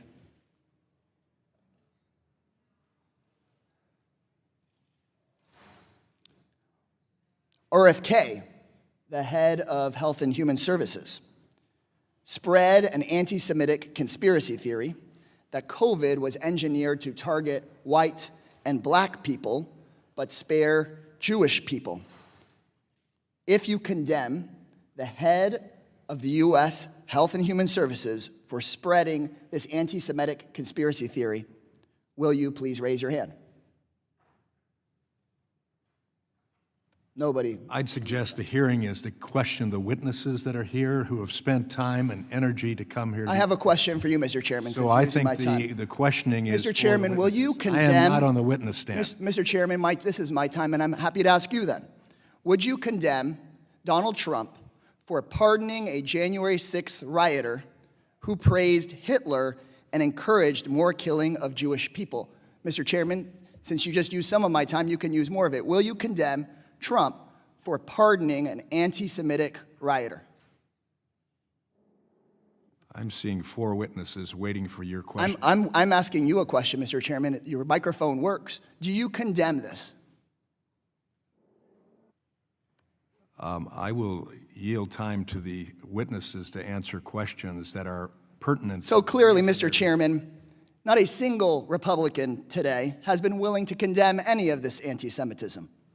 Unfortunately, the party of very fine people on both sides, or Jewish space lasers, does not give a damn about stopping anti-Semitism. If my Republican colleagues want to stop the spread of anti-Semitism, maybe they should stop apologizing for and promoting anti-Semites. And with all due respect to the Congresswoman from New York who's back to join us, if Republicans want to fight anti-Semitism, they shouldn't go groveling to the most anti-Semitic president in modern American history. They shouldn't be trying to quell questions about the anti-Semitism that we see at the White House and in the cabinet at the Department of Health and Human Services.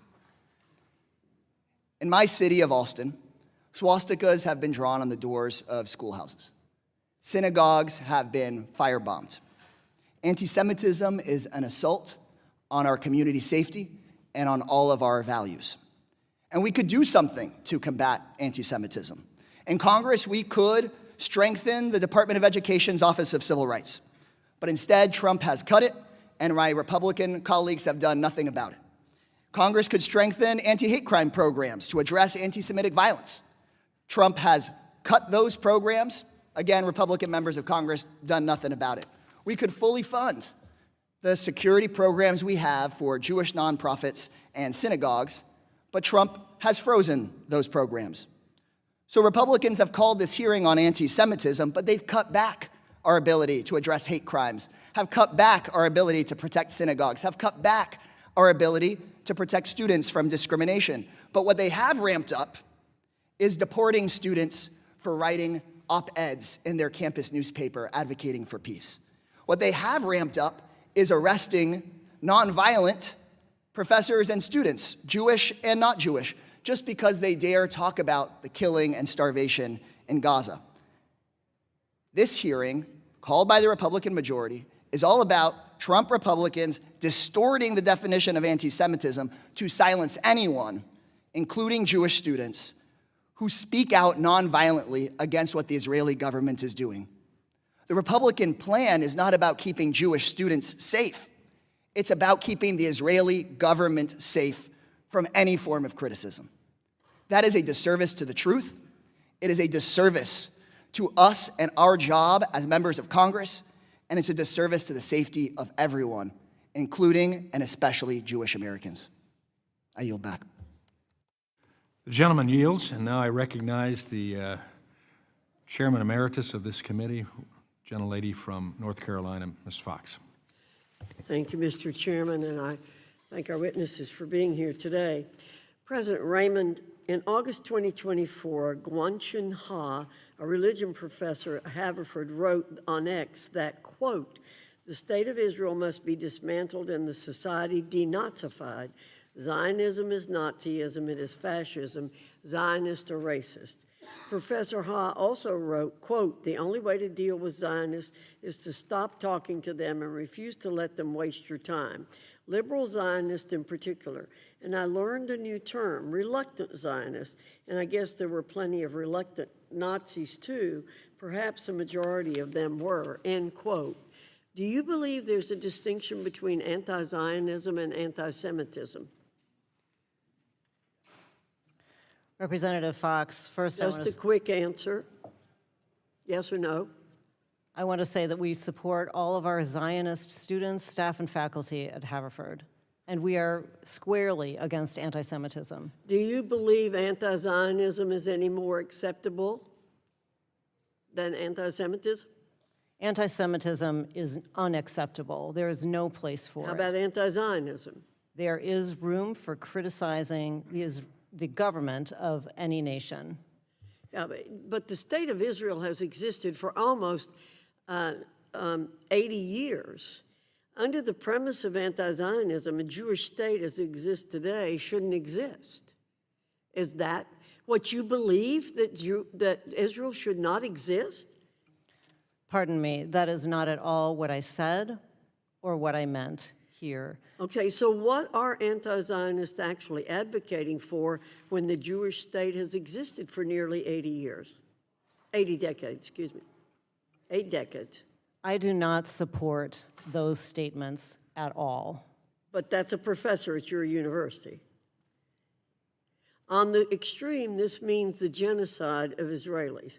At the very least, it reveals national origin discrimination violations if done in programs or activities in higher ed. Dr. Raymond, do you believe that Professor Ha's insistence that Zionists shouldn't be engaged with and that they should be compared to Nazis could be a violation of Department of Education civil rights protections? Yes or no? We do not tolerate discrimination, harassment, or bias at Haverford College. And For Dr. Armstrong, according to reports, Cal Poly's history department hosted UC Berkeley professor Usama Makdizi, a self-avowed anti-Zionist. Do you believe anti-Zionism could constitute national origin discrimination? Yes or no? Yes. Dr. Manuel, does DePaul University support BDS? We do not, and we've come out strongly against it at least in the 2.5 years that I've been there, including a rebuke of a student government And resolution. will you supply that statement to me after this? I would be happy to. Dr. Armstrong, does Cal Poly support BDS? No. Dr. Manuel, it's my understanding you gave in to some demands made by the student coalition behind DePaul's violent anti-Semitic May 24 encampment, even though the encampment had to be forcibly removed. The encampment coalition demanded that DePaul eliminate, quote, discriminatory study abroad program trips to Israel that propagandize and normalize that occupation, end quote. As you may know, this has been a key goal of anti-Semitic BDS activists at universities across the U.S. In June, DePaul said it agreed to discuss inclusivity with regard to its Israel study abroad program. Does inclusivity mean, what does it mean in this context? Thank you for the question. The 10 demands that were delivered by the students were rejected, and none of them were adhered to. None of them were agreed to. Okay, my question is, what does inclusivity mean? I believe that the program you're talking about, students were concerned that there was a limitation on who could take it based on visas given from Israel. And we still support that program. Do you commit to continuing the university study abroad program in Israel? We commit to studying, to continuing all study abroad programs through and compliant with the law. Do you commit to rejecting changes that demonize or delegitimize Israel? Yes. And do you commit to ensuring that the study abroad program affirms the Jewish people's right to self-determination? Yes, I believe self-determination and the right for Israel to exist is a primary function. Thank you, Mr. Chairman. I yield back. I thank the gentlelady. I recognize the gentleman from Georgia, Representative Allen.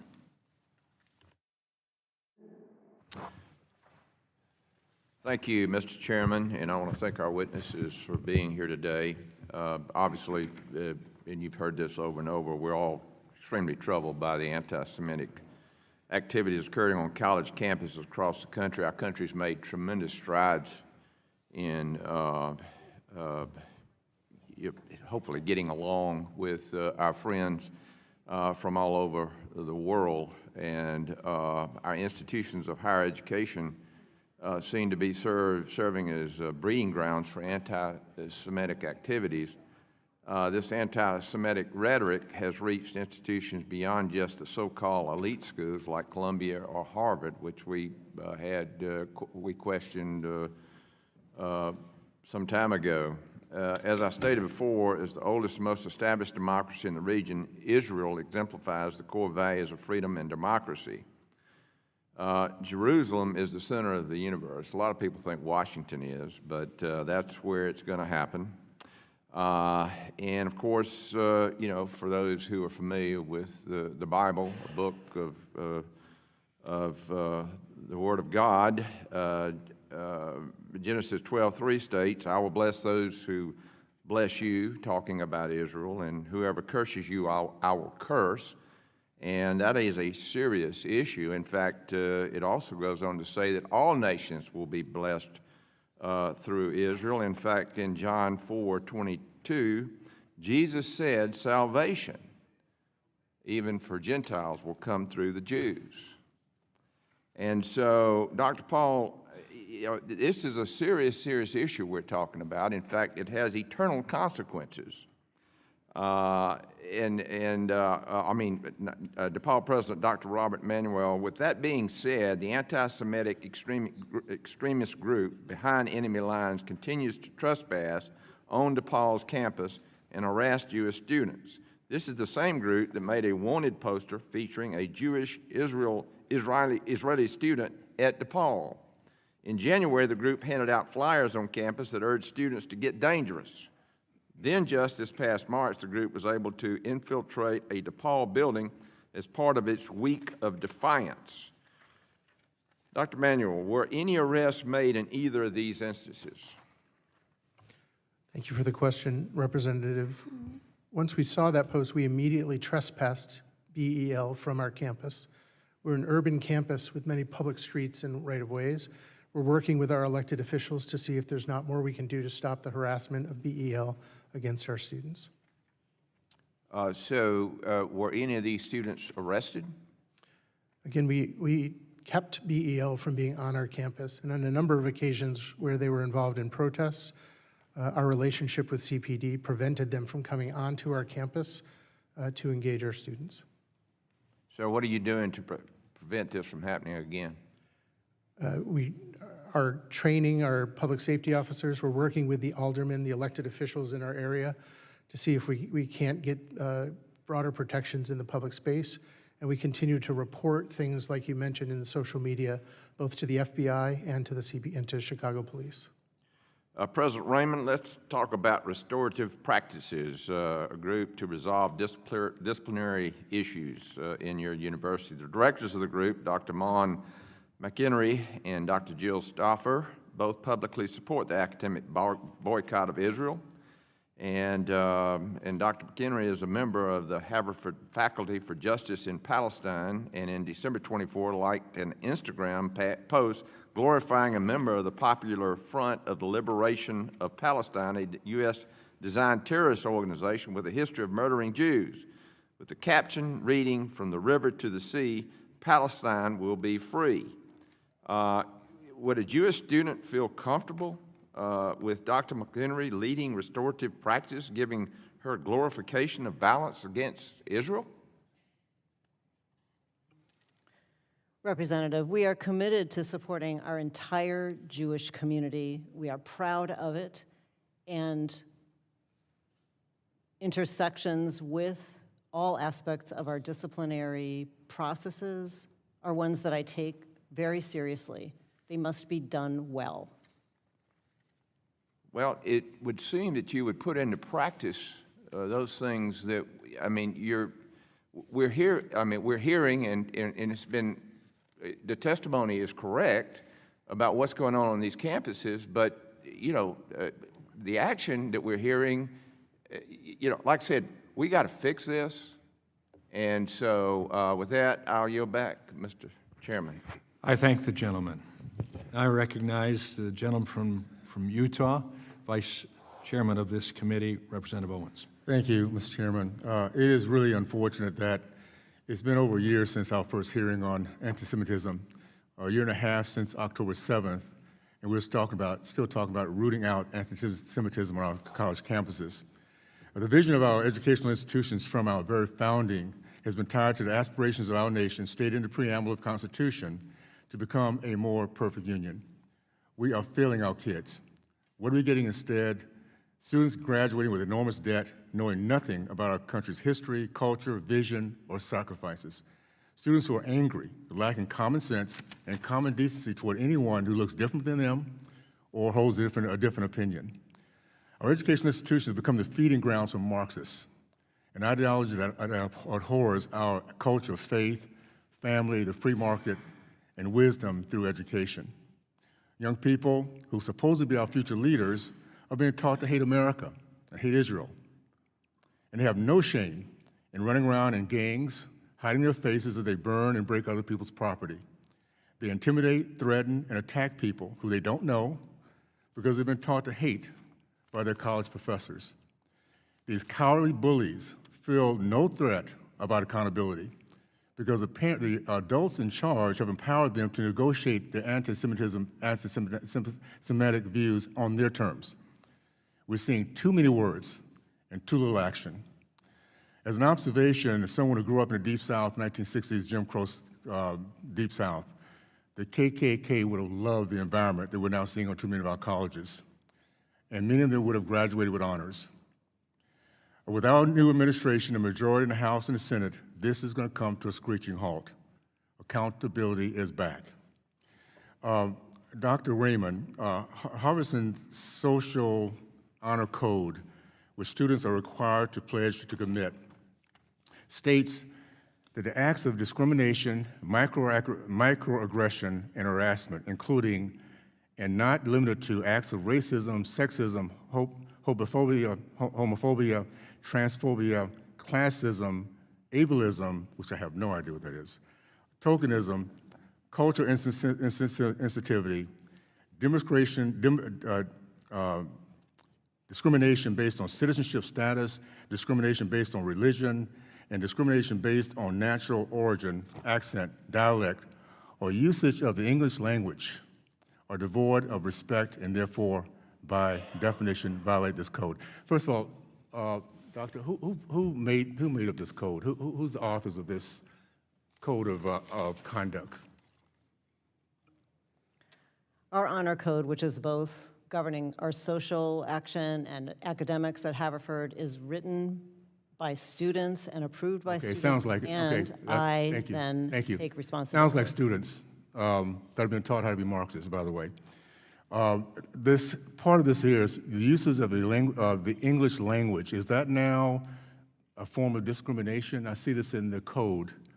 The usage of the English language. What does that have to do with the code of conduct? We are actively revising that code to better meet the moment. All right. They also state that Haverford students commit to being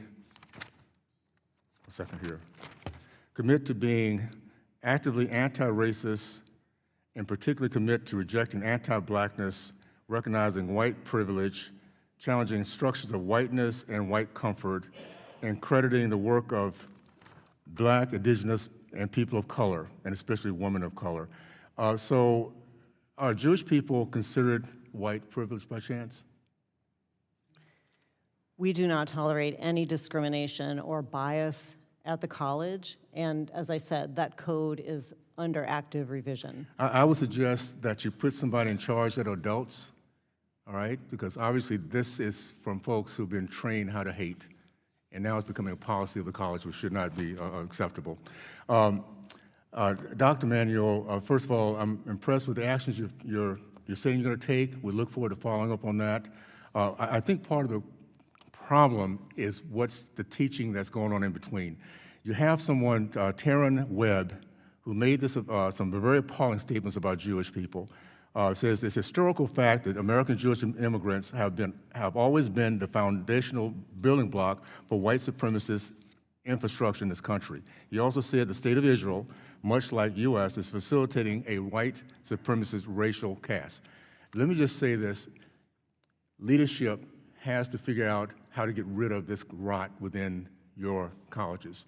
It's great to say these great things, but if you have people that hate our kids and hate each other and teach that, it's not going to change. We'll have to address it on the federal level. We can't change it on your area. Okay, so with that, I'll yield back. I thank the gentleman. I now recognize the gentleman from Indiana, Mr. Messmer. Thank you, Mr. Chairman, and thank you for the witnesses for being here today. President Raymond, despite your opening statement that you condemn anti-Semitism, multiple Jewish students on the campus you preside over report feeling ostracized for the sole fact they're Jewish. Do you think Haverford still has an anti-Semitic problem? Representative, I know that the effects of what has happened at Haverford have been very concerning to me and to many of our Jewish students, staff, and faculty. It's been a troubling time for many of us, and we are working to combat anti-Semitism. Okay. Well, other than describing as it being anti-Semitic, how else would you describe the campus where a Jewish student wrote, the multiple classmates have refused to speak to me after learning I'm Jewish? Or how could you possibly interpret signs at a protest that say decolonization is not a metaphor? Those Harvard faculty and students participating in these acts are sending a clear message to the Jewish student body or any student with ties to Israel: you're not welcome here, and extermination of Israel and the Jewish people who have sought refuge there is our goal. This is a very serious matter. One student said they felt safer in Israel, which is a combat zone, than attending your school in the fall. They wrote, I'm scared, I'm not going to learn, and I'm not going to be safe. President Raymond, are you comfortable with Haverford driving away Jewish students who have been accepted admission, or are you going to establish more useless listening sessions and ad hoc committees while putting out bland statements approved by lawyers to cover your legal obligations? Is that really what Jewish students at Haverford deserve? What you read, Representative, pains me deeply. Those experiences of our Haverford students are not experiences that they should have on our campus or anywhere. And I commit to the work of this campus to making it a much more welcoming place for all of our Jewish students and staff and faculty. Thank you. Are protests calling for the genocides of Jews a violation of your university's rules or code of ethics? And if they are, and such statements are made, what is the repercussion for students or faculty that make them? Such calls are horrific and absolutely not acceptable anywhere in the world. No such calls have been made at Haverford College. Any such calls would be, of course, followed up immediately with all of our disciplinary processes. And what would that discipline be? The discipline would be what that process would eventually call for. All right. Dr. Manuel, how about at your university? If there's a protest calling for the genocide of Jews, what would be the replication for a student or faculty that made them? Thank you, Representative. Anybody who would make those kind of statements for the genocide or killing of anybody would be immediately brought in, put through our adjudication processes. The result could be anything up to and including expulsion. Okay. Dr. Armstrong, same thing? Yes, sir. Anyone calling for the death of any group or harassing or discriminating would be subject to discipline. And what would that discipline be? Well, for students, it could be suspension. It could be, if repeated, expulsion. And then we also have procedures for our faculty and staff that could result in discipline. Okay, thank you.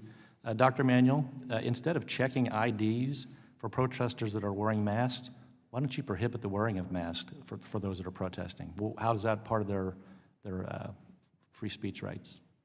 Thank you. We have people on our campus who are immunocompromised, folks who have religious beliefs. We wanted to accommodate that. We also wanted to prevent people from evading identification during critical moments on campus. What I mentioned in my ID masking policy that we adopted is part of the larger culture of creating accountability, the changes in our time, place, and manner, the additional 30% spend on our public safety, the bringing in of the ADL expert to help with Jewish engagement. Together, they represent a change to action in the way that we hold ourselves accountable to our community. Okay. Thank you, Mr. Chairman. Thank you for all being here, and I'll yield back my time. I thank the gentleman. I recognize the gentlelady from Minnesota, Ms. Omar. Thank you, Chairman. It is abundantly clear that the cynical work of the majority party on this committee is now being expanded and weaponized by the administration seeking to squash dissent. We are seeing the heavy hand of the state through this administration and the body being brought down against students and faculty for engaging in protected speech. We saw this in the case of Mahmoud Khalil, who on March 8th became one of the first student activists to be detained by ICE, despite not being criminally charged and despite the agents lying about having a warrant. We saw this in the case of Mohsen Mahwadi, who was abducted by ICE at a citizenship naturalization interview for his role in campus protest. We saw this in the case of Romeza Ozturk, who was accosted in broad daylight by a group of masked and unidentified agents after writing a critical article in her student newspaper last year. And there have been more.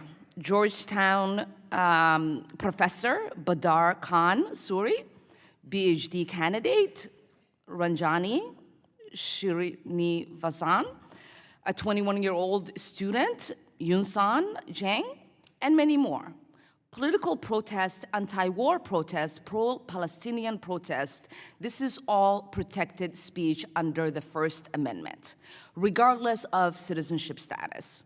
Using immigration authorities to target, abduct, and illegally detain non-citizens for their activism is clear violation of their rights and a hallmark of an authoritarian government. As Mahmoud Khalil wrote, from inside the Louisiana detention center, where he remained for 60 days. Who has the right to have rights? And as Mohsen Mahwadi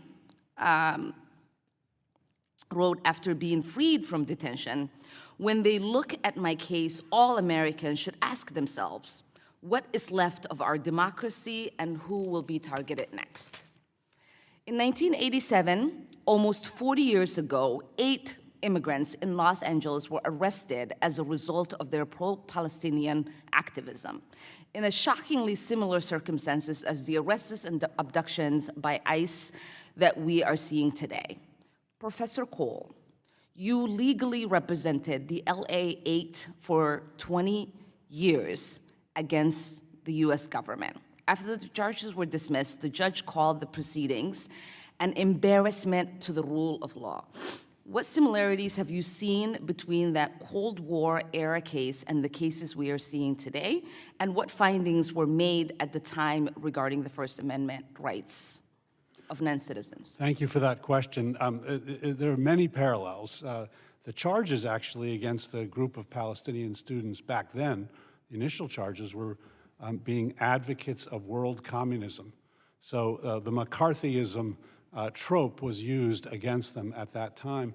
We challenged that provision of the McCarran-Walter Act in court, arguing that all people in the United States have First Amendment rights, whether you're a citizen or a non-citizen. The Supreme Court has said even corporations have speech rights because the First Amendment protects speech, not speakers. And the court agreed and struck down that provision of the McCarran-Walter Act, saying all persons, including foreign nationals in this country, have the same First Amendment rights. Mahmoud Khalil has the same First Amendment rights. Badar Khan Suri has the same First Amendment rights. And yet this administration is targeting them for nothing more than speaking out in ways that the administration disagrees with. That is contrary to the core principle of the First Amendment, in the same way that the effort to use charges of anti-Semitism to target universities and try to micromanage how they discipline particular incidents is contrary to the core conception of the First Amendment. Mr. Cole, it is refreshing, Professor Cole, it's refreshing to have a witness who understands the illegitimate McCarthy-like approach the majority is taking on this committee. For them, it is easy to target people's rights to speech and to assemble when they advocate for Palestine. It is easy to dismiss the rights of those who are not yet citizens. Professor Cole, from your decades of experience as First Amendment scholar and champion, does it ever stop at the easy targets? No, it doesn't stop at the easy targets. And you can, again, look back at McCarthyism. It was targeted at a problem. There were communists in this country that were spying for our enemy. But that's not what the McCarthyism was about. It was not about identifying those spies. It ultimately reached millions of Americans who were subjected to investigations. People lost their jobs, were blacklisted, merely for their ideas. The gentlelady's time's expired.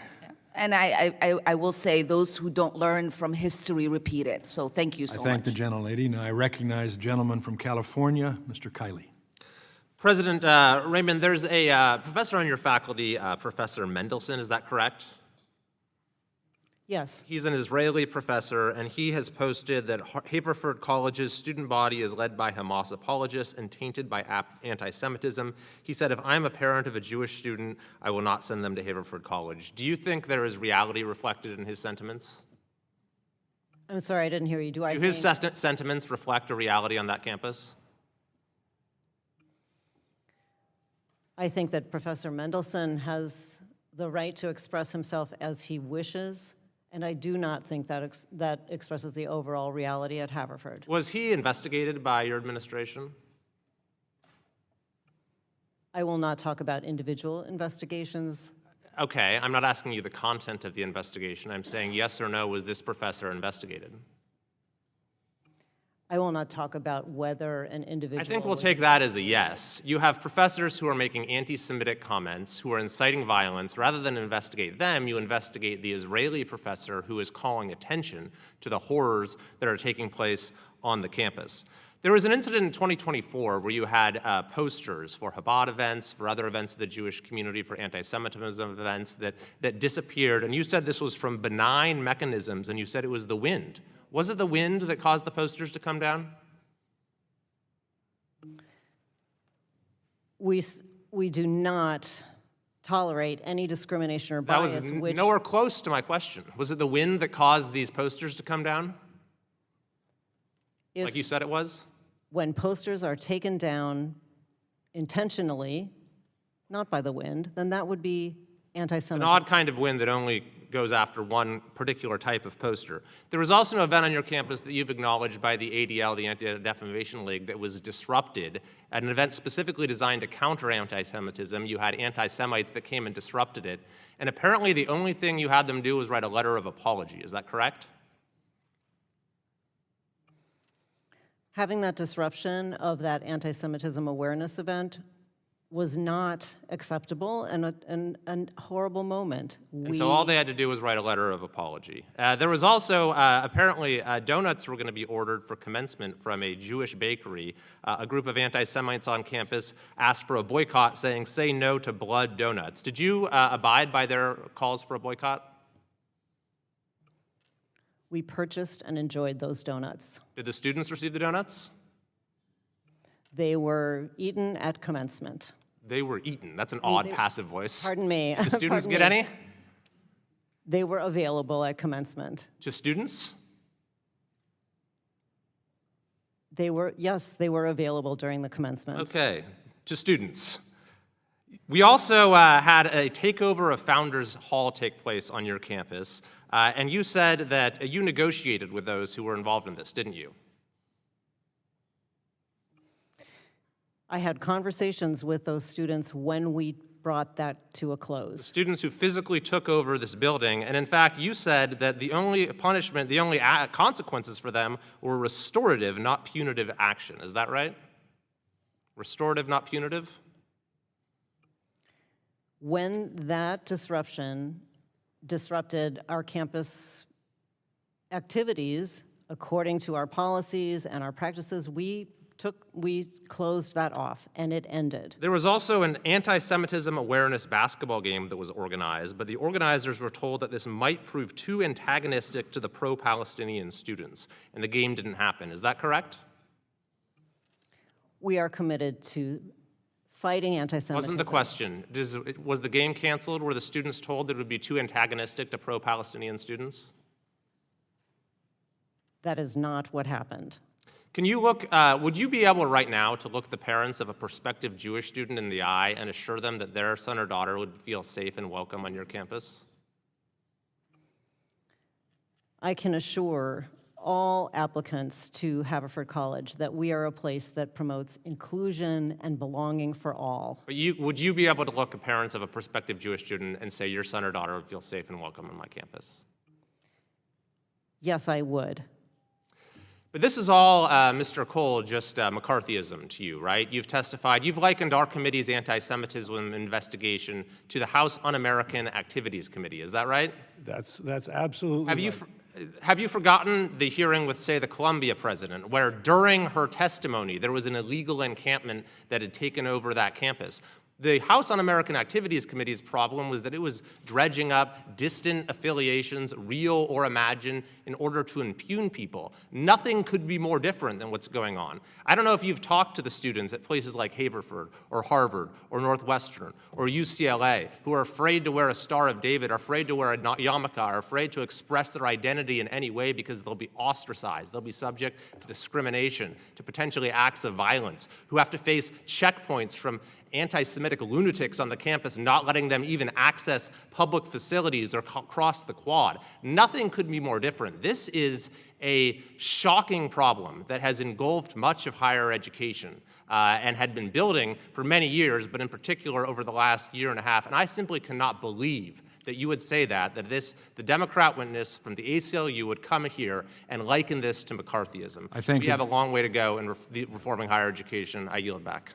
Can I respond? I thank the gentleman from... Do I get to respond or no? Could the gentleman respond? The gentleman can respond when he's given the opportunity. I now recognize the gentleman from California, Mr. DeSaulnier. Mr. Cole, I want to give you a chance to respond on my time, and I just want to agree with your sentiment. And I'm taken by the comment in that point of history, have you no shame? And sorry, he's leaving. That's just shameless behavior, so I'll give you a few minutes to explain. I guess he didn't want to hear the answer. Apparently. No. So go ahead. If you need more time, it's on me. So the answer is, of course there's a problem with anti-Semitism, there's a problem with Islamophobia, there's a problem with racism, there's a problem with sexism. This hearing, this set of hearings that this committee has engaged in is not a solution to that problem, just as there was a problem with communist spies. We now have evidence that there were, in fact, communist spies. But the McCarthy era and the HUAC hearings were not about that. They were about bringing people in, condemning them, not looking into the facts, but making broad accusations. And I've heard that again here today, again and again, lumping together criticism of Israel, which is protected speech, with anti-Semitism, criticism of Zionism, which is protected speech, with anti-Semitism. No effort to discern the difference between protected speech and discrimination. Our Constitution requires that we make that distinction. This committee has not made any effort to make that distinction. That's why I draw the comparison to HUAC. No, and I completely agree with you. And that comment to Senator McCarthy at that time, I think, is appropriate today. After all this, sir, do you have no shame? Because I actually think it makes a higher risk for violence on the campuses. Would you agree with that? Exactly. And we did ultimately recognize that Joe McCarthy made a mistake, and I think history will show that this committee followed and repeated that same mistake. Absolutely, absolutely. I appreciate it. President Armstrong, I want to talk about what we've done in California and the University of California system that some of my colleagues are anxious to criticize. In your instance, as a member of the Transportation Committee, you're getting people out to help us spend that money that we did in the Biden administration to provide valuable resources to the economy and transportation. You have one of the highest returns on investment for students. When your graduates get out, they go out to work and make a good return on investment. So thank you for that, and you've done really good work on this instance. Mr. Chair, I'd like to ask unanimous consent to enter into the record 2 letters from students and organizations at Cal Poly, San Luis Obispo, which speak positively about President Armstrong's leadership and atmosphere the school has created for Jewish students. I'd ask unanimous consent, Mr. Chairman, to submit those to the record. Without objection, it'll be submitted. So can you follow up on your work with local police who have jurisdiction over this at Cal Poly that's been successful to protecting all of your students, particularly Jewish students? Yes, thank you for that question. We work very hard to make sure all students have a safe learning environment. We want to make sure they're free from harassment and discrimination, but we also balance that with free speech. So our university police partner with off-campus, the city police, in a very positive way. First, we make sure that our students who have invited speakers or departments, that it is done properly and everyone is safe. So that's with our time, place, and manner rules. And then we have a great relationship with the city. That they provide aid. We also support them. So I appreciate that question. Thanks. Mr. Cole, I want to ask you a question. In the area I represent, Region 9 in San Francisco is being cut back, all the departments, but the Department of Education. So its ability to defend vulnerable students. Could you speak to that? If you don't have the staff in the regions, what does that do to potential violence or protections for interest to the disabled community? Well, it decimates the ability, the real ability of government to try to protect Jewish students. And if this committee really cared about Jewish students, it would be condemning the Department of Education. It would be bringing in the secretary, as I suggested earlier, and saying, why are you cutting in half the Office of Civil Rights? We have a problem with anti-Semitism. We have a problem with racism. We have a problem with sexism. Let's deal with the problem. But instead, the committee brings in presidents, dredges up allegations that have not been determined to be true or false, and just throws them out as if that's somehow solving the problem. It's not solving the problem in any way, shape, or form. What would solve the problem? The gentleman's time has expired. Calling the Secretary of Education here. Thank you. This has been hard to sit through. And for all the Jews that are out there, I want to apologize to you because it's been tough for me listening to a lot of the repulsive and repugnant commentary that's been made both in those asking questions and those answering them. But God puts us where he wants us to be. My 17-year-old this morning told me to wear my kippah, which I don't do often, but that may change, in honor of all of the students at these campuses that don't feel safe to wear it themselves. And for anyone who doubts my commitment to fighting on these issues, no matter what side of the aisle they're on, they can go talk to the 2 chairmen of the board and the 1 university president in Florida who no longer have their jobs because of me. So I encourage you to keep that in mind when you answer my questions. I think we heard a lot of lip service here. And Mr. Cole talked about the importance of free speech and equal access to education. So I'm going to start with those questions with Dr. Raymond. Dr. Raymond, and I encourage you, this may be happening right now. If a student is on your campus right now with a sign that says, "No blacks on campus," what will happen to that student? Representative Fine, I first want to say that I don't want to hear that. I want you to answer my question.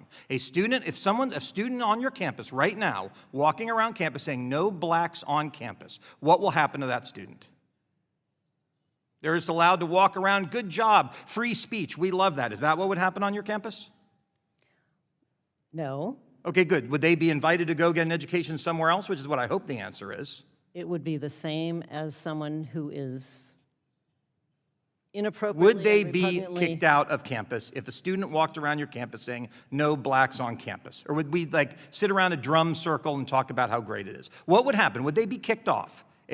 Or is that free speech at Haverford College? No blacks on campus. Representative Fine, there is no room for discrimination or hate. But there is room, because at your campus, in front of you, at a protest, students held up a sign saying, "No Zionists on campus." They said, and there was no consequence for that, and you were at that event, and it happened on September 30th, 2024. You were there. My second question I'm going to go to, do you believe the Jews are responsible for COVID? Is that some sort of conspiracy that we came up with to go after people? The Jewish students on your campus and professors were responsible for COVID and it was unleashed on people? Is that what you believe?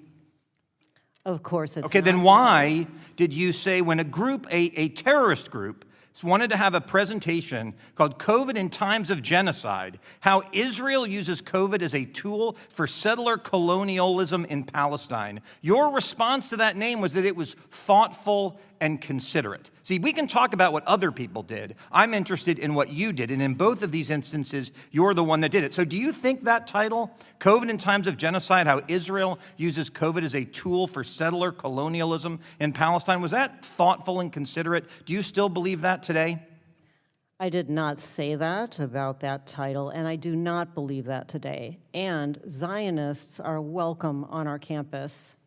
And Zionists are Jews and not Jews. And to go back to your other point, we do not tolerate discrimination against. Well, then let's get on to that. Since Zionists are welcome on your campus, we will now talk about a professor that is on your campus. And I may actually give some of my time to Mr. Cole on this one, because he talked about equal access to education. You have a professor named Guangtian Ha, and I apologize, who said in August of 2024, the only way to deal with Zionists is to stop talking to them and refuse to let them waste your time. Now, I don't know what Professor Ha teaches, but I would assume there are some students in his class that are actually Zionists. So would it reduce their access to education if their professor publicly says, I should stop talking to Zionists and I should not waste my time on them? How is that acceptable on your campus? Discrimination of any form is not acceptable. Okay, so does he still work on your campus? Does he still work there? Yes, he does. He does. And he also said something that said, the state of Israel must be dismantled and society denazified. Zionism is Nazism, is fascism. Zionisms are racists. And that's okay. And you can continue to work on your campus when you make those statements. That's okay. Keep the job. Those statements are repugnant, and I do not defend those statements. But you do, because here's the last one I'm going to do. You had a graduate student. Let's see if I can find it here. You had a graduate student who, before he was hired, made a statement. Can I find it here? The problem with your places, there's so many. October 7th, 2023, you had a visiting assistant professor write, October 7th was a beautiful sight to wake up to this morning, end quote. And after this person made this statement, your school offered them another position in June of 2024. Why would you hire someone who says that October 7th was a beautiful sight to wake up to? Why would you hire that person?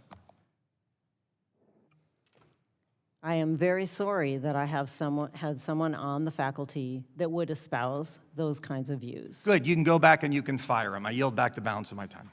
I thank the gentleman, and I would ask to submit for the record the most recent ADL campus anti-Semitism card that includes a report card that includes the 3 universities here, as well as others, including some that have been in front of us, where if it is conjecture that this committee and our activities with hearings are not having impact, we'll see that there has been impact in better grades that are coming on for some, still terrible grades for others. So without objection, I submit this for the record. I now recognize the gentlelady from Michigan, Ms. Stevens. Thank you, Mr. Chair. And I just wanted to give the first, 15, 20 seconds to Mr. Cole to finish your last thought from the previous question, if you wanted to. From which question? From Mr. Desagne. I'm not even remembering. Okay, well, that's good. I think I think the committee wanted to make sure you could finish your thought, but if it's been finished. I think I've said what I need to say about the analogies between this committee's work and HUAC's committee's work, and I think history will reflect that is exactly the analogy that we should draw. Yeah. Well, I think we can all agree that combating anti-Semitism is a nonpartisan issue and needs to be treated as such. And this is now the 4th or 5th committee hearing that we've held on this topic of anti-Semitism on our college campuses. And I don't believe it is a false obsession. We know in the United States of America that we have rising anti-Semitism, and it's actually exploding. Dr. Raymond, it was nice to hear you say that Zionists are welcome on campus. Whether a Zionist is a Jewish student or a non-Jewish student, that is important to hear, that is important to say, and even displaying that more prominently, I think for all of you, it would be certainly welcome. I am myself a Zionist, and I am not Jewish, and I am proud of that designation. Now, there might be some people who are not Zionists, and maybe you're going to say that non-Zionists are welcome as well. Anti-Zionists are welcome. And one of the challenges that those of us who have studied this issue have come across is that while it might sound good to say that non-Zionist, anti-Zionism isn't anti-Semitism, we haven't yet really seen that exist. And so we want to be very careful with embracing this modality of thinking that is anti-Zionism that very quickly bleeds into anti-Semitism.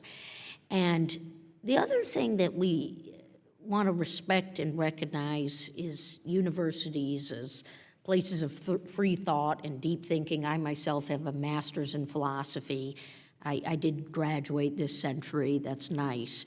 But in a different time, where this level of anti-Semitism wasn't at its boiling point. And we're having experiences from the Jewish community in particular, even pre-10/7, where we knew it was difficult for students Jewish students to be on college campuses.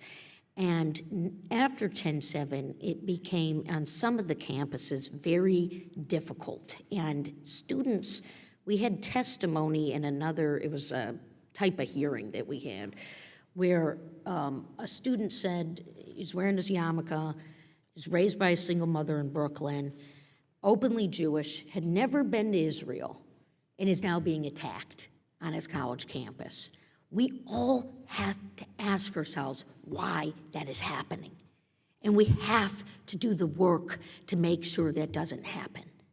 Now, I also want to devote my energy and my time as a member of Congress who cares. I'm a co-chair of the Anti-Semitism Task Force, so I do deeply care about this issue tremendously. And I'm going to reflect on another period of hearing that we had where we shared the mental health resources that get made available to college campuses. And we had a couple of terms ago, when the Democrats were in the majority, a hearing about this. And we were going to allocate more mental health resources onto college campuses. And a colleague from the other side of the aisle put in an amendment that said if you're gay, you can't access these mental health resources. Now, I don't know why that would happen. I don't know why that was a vote we had to take in this committee hearing. And I found that really biased and lacking in inclusion. And so to your point, Mr. Cole, about taking very seriously what our colleges need to combat hate, to combat anti-Semitism, we need a civil rights office and we need a functioning Department of Education. And so thank you to everybody in the audience who's here as well wearing their yellow pins. I'm also the co-chair of the Hostage Task Force. We need to bring the hostages home. We need to see this war come to an end, and Hamas needs to surrender. With that, Mr. Chair, thank you. I yield back. I thank the gentlelady. Now I recognize the gentleman from Missouri, Mr. Onder. Thank you, Mr. Chairman. Thank you to the witnesses for coming to the committee today. Ms. Haverford, President Raymond, as you mentioned in your testimony on September 30th, 2024, the Anti-Defamation League held a presentation on Haverford's campus entitled Anti-Semitism 101. Unfortunately, many of your students decided to disrupt the event, for example, by chanting through a megaphone, "From Gaza to Lebanon, Israel will soon be gone," banging pots and pans, and holding signs with statements including "No Zionists on campus." President Raymond, yes or no, do you believe that is an incident of intimidating Jewish students and an incident of anti-Semitism? I do believe that is an act of intimidation, yes. Okay. And, you know, I understand that it's not necessarily anti-Semitic to condemn particular aspects of Israeli foreign policy, but in context, would you agree that using the term Zionist in that context, it's a synonym for Jew? I am committed to supporting our Jewish community. Do you think those protesters knew the foreign policy views of every Jewish student on campus? I mean, in context, no Zionists on campus, no Republicans on campus, no Libertarians on campus. I don't think, they're talking about Jews. They're talking no Jews on campus is what those protesters mean. The representative before me and I said also myself that Zionists, and I think you know this too, that our Zionists are Jews and not Jews. And we do not accept discrimination against anyone at Haverford. Were any students involved in that incident disciplined? Were any expelled, suspended, or otherwise subject to discipline? We did put through discipline some of the students that were involved in disrupting that event. And we learned from that event to have clearer policies, which we now have, on what it means to disrupt through noise outside an event. Can you give us numbers of how many students were disciplined and in what ways? I will not give numbers or Yeah, specifics. yeah. You were and- similarly evasive with Chairman Walberg, but your colleagues gave us numbers. Why are you not? Can you cite a federal law that doesn't allow you to do so, or are you more ethical than they are because you're protecting students' privacy better? We're not asking for names. We're not asking for social security numbers or dates of birth. We're asking for numbers.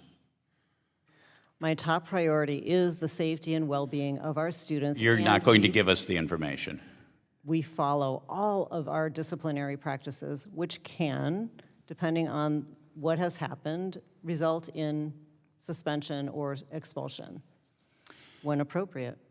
So, President Raymond, last year, when Jewish community leaders pressed Haverford DI Administrator, this is Nikki Young, VP for Institutional Equity and Access and Professor of Gender Studies, when they asked her about the anti-Semitic climate on campus, she is quoted as saying, "Blacks and gays have in the past not felt safe on campus. It is now the turn of Jewish students to experience that feeling." Were you aware of her making that statement? That is not a statement that she made. She didn't. No, she didn't. And that does not sound like the Dr. Young that I know, who is committed against anti-Semitism, as am I. If someone made such a statement, should they be fired? We follow when any such statement that is discriminatory. If someone or made biased, such a statement, should they be suspended? we would follow our practices to and have as a consequence an appropriate outcome. If such a statement was made, should they be fired, suspended, or disciplined in some other way? Are such statements unacceptable at Haverford? Statements of discrimination and harassment are unacceptable. Fine. I suppose it's your First Amendment right to be evasive, but it's also our right to decide that such institutions are not deserving of taxpayer money. Thank you. I yield back, Mr. Chairman. I thank the gentleman. I recognize the gentlelady from Pennsylvania, Ms. Lee. Thank you, Mr. Chairman. Our nation is undoubtedly at an inflection point, politically, culturally, socially.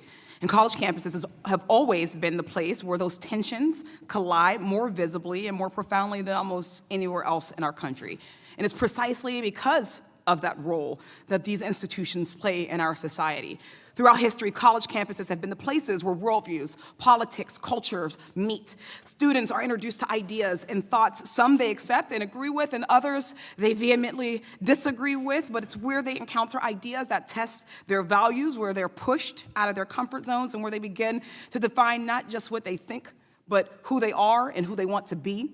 Some of the most transformative movements for justice in this country were ignited by students on college campuses, from the sit-ins of the civil rights movement and the anti-war demonstrations to campaigns against South African apartheid and the many other student-led movements for racial, gender, and economic justice. Those movements didn't just happen to take place on campuses. They happened because of what those campuses seek to foster: spaces for critical thinking, opportunities for students to learn, to meet with diverse people, to be empowered, and to question existing social and societal structures.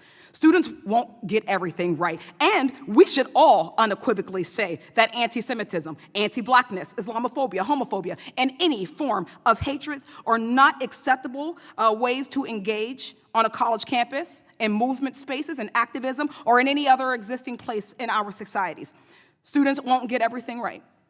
And we should also say unequivocally, but we should also recognize that discomfort is sometimes having your worldview questioned, and it's sometimes conflated as being a threat to safety. There are differences. We all have a right to critique and disagree with the policies and actions of governments. It is in the Constitution. Students have a right to protest and advocate on behalf of Palestinian existence, rights, and self-determination, just as students have the right to protest and advocate on behalf of Israel. But now, that tradition of protest, academic freedom, and the core principle of free speech is under attack, not genuinely in the name of safety or student well-being, but under the guise of control used to suppress the voices of marginalized groups and criminalize dissent. The colleges and universities before us today have a dual obligation to both ensure the safety of their students from anti-Semitism and all forms of hatred, while allowing critical discourse to continue. Suppressing students' right to protest is an entry point for the erosion of civil liberties, and that's how democracies die. And that brings us to why we're here today. The majority in this committee convened us because they, even if people who really are impacted by this, but they are further villainizing higher education while using Jewish students and anti-Semitism as a scapegoat. So I have a question. It is imperative that we create a campus environment that is diverse, inclusive, safe, equitable, without compromising free speech and academic freedom. Mr. Cole, do you agree that that universities can and must do both? Absolutely. They can and must do both. In some instances where there are state universities, they are compelled by the Constitution to respect free speech and not treat every anti-Semitic comment as discrimination, because most of them are protected speech. And on private universities that are not bound by the Constitution, many, and indeed most of them, have adopted free speech policies precisely for the reasons you suggest, that it is critical to an education. And for years, conservatives complained about universities not being open enough, not being tolerant enough, condemning speech which was only racist or only sexist. And now suddenly they've switched entirely. Got it. And if I may, to add to that, every student deserves to be safe and have their humanity recognized. This administration has done nothing toward that end. If they actually cared about campus safety and protecting students, then in addition to acknowledging the real rise in anti-Semitism, we'd also be talking about the rise in Islamophobia and the persistent anti-Blackness, the degradation of rights of trans students. Since my tenure, we've had 0 hearings, resolutions, or acknowledgments of any of the many intertwined ills that plague our college campuses in larger society. So has anyone, just a yes or no, has anyone on this committee, from the majority on our committee, has anyone from the Trump administration asked you about racist, Islamophobic, or homophobic incidents on your campus, yes or no?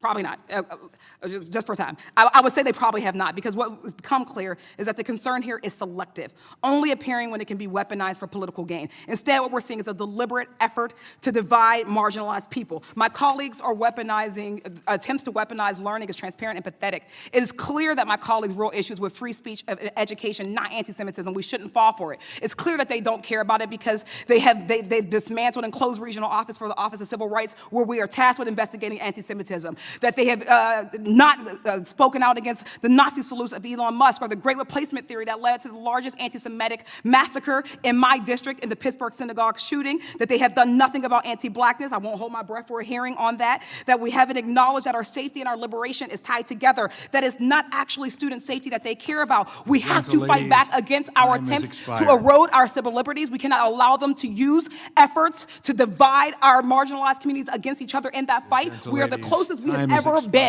ever been to losing our civil liberties. We have to fight against it. Gentleman from Pennsylvania, Mr. McKenzie. Thank you, Mr. Chairman. I appreciate today's hearing on stopping the spread of anti-Semitism on American campuses, because we do see a very real problem that is occurring all across the country. Anti-Semitism has been around for a long time, but ever since October 7th, it has come out into the light in a much more shocking and offensive fashion, particularly on our university campuses. And when it presents itself, we appreciate that some of the university presidents are willing to identify those situations and call them out.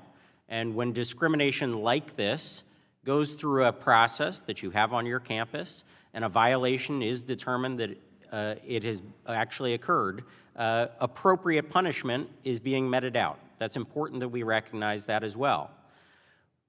But then accountability for us as legislators is making sure that those institutions that actually go through that process recognize the discrimination that is occurring on their campus, hand out punishment.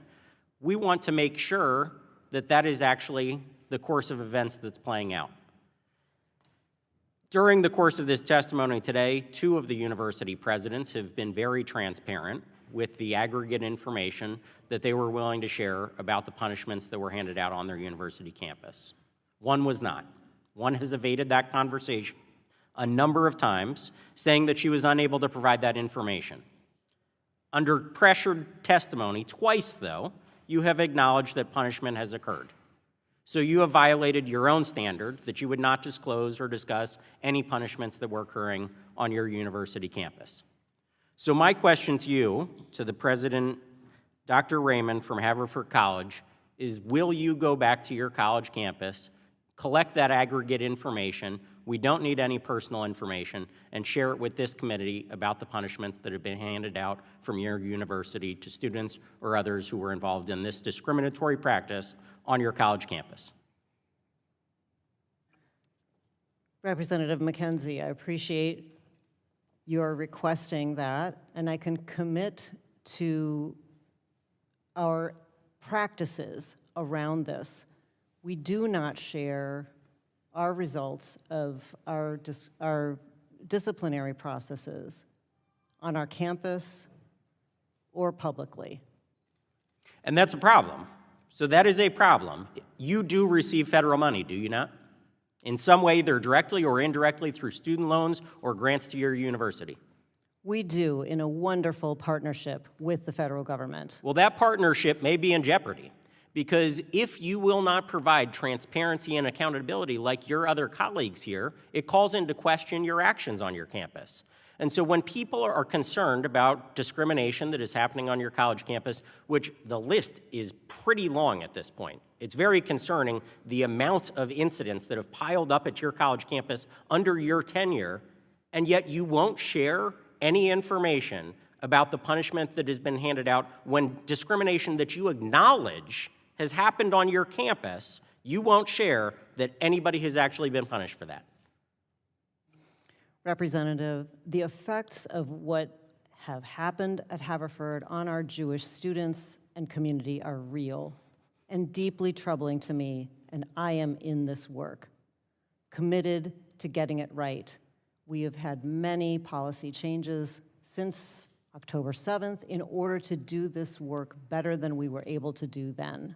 And I commit to that work on an ongoing basis with deep empathy and care for all of our Jewish students, staff, and faculty. I appreciate that statement, but it is lacking in transparency and accountability about the end results of punishment that are handed out to students and faculty that are on your campus that participate in discriminatory actions.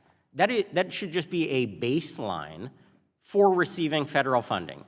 You're willing to acknowledge that discriminatory actions have happened on your campus. You're willing to say that we are going to take some kind of action when that does occur. You're going to go through a process, but then you won't actually show those of us that are responsible for providing federal funding that you have actually done anything at the end of the day. So that is a very concerning course of action, and I think it's something that Congress should probably look into, saying that there needs to be transparency, there needs to be accountability, and those institutions that don't want to provide that and want to be evasive in remarks before Congress, want to avoid transparency and accountability in their actually publishing of the results of, in aggregate numbers, the fact that they have taken action against discriminatory behavior. I think that that probably warrants a further investigation. The Department of Education should be looking into that, and ultimately, they should be withholding funds from somebody who does not want to provide transparent and accurate information about how they are handling discrimination on their college campus. Thank you, and I yield back. Gentleman's time has expired. I thank the gentleman. I recognize the gentleman from Washington, Mr. Baumgartner. Thank you, Mr. Chair. Dr. Raymond, how many Americans were killed on October 7th? I don't know. Dr. Raymond, how many? There were some in How Israel. many Americans were taken hostage on October 7th? I know that some were. I do not know the number. And do you know how many Americans are currently held hostage by Hamas? No, I do not. But you do condemn Hamas as a terrorist group. Yes, I do. Well, do you think you don't know these numbers because these American victims were Jewish? Of course, that is not the reason.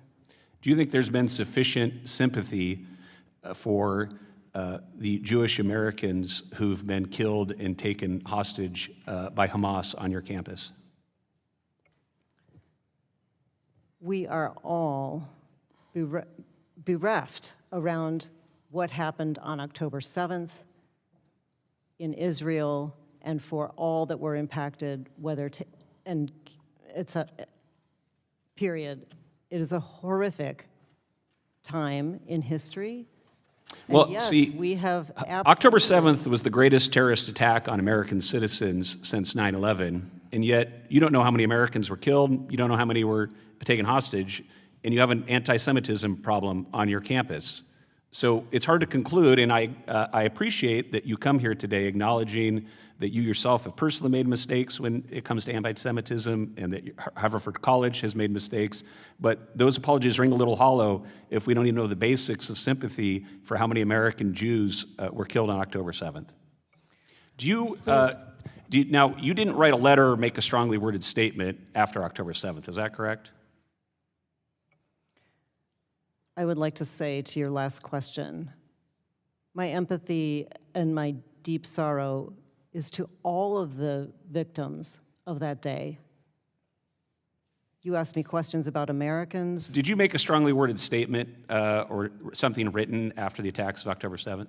Yes, I did. You did. And you also made, I want to question whether you actually understand what anti-Semitism is. Could you define anti-Semitism? Anti-Semitism is hatred of Jews. Okay. Now, you did issue a statement very quickly after the protests and riots of January 6th, did you not?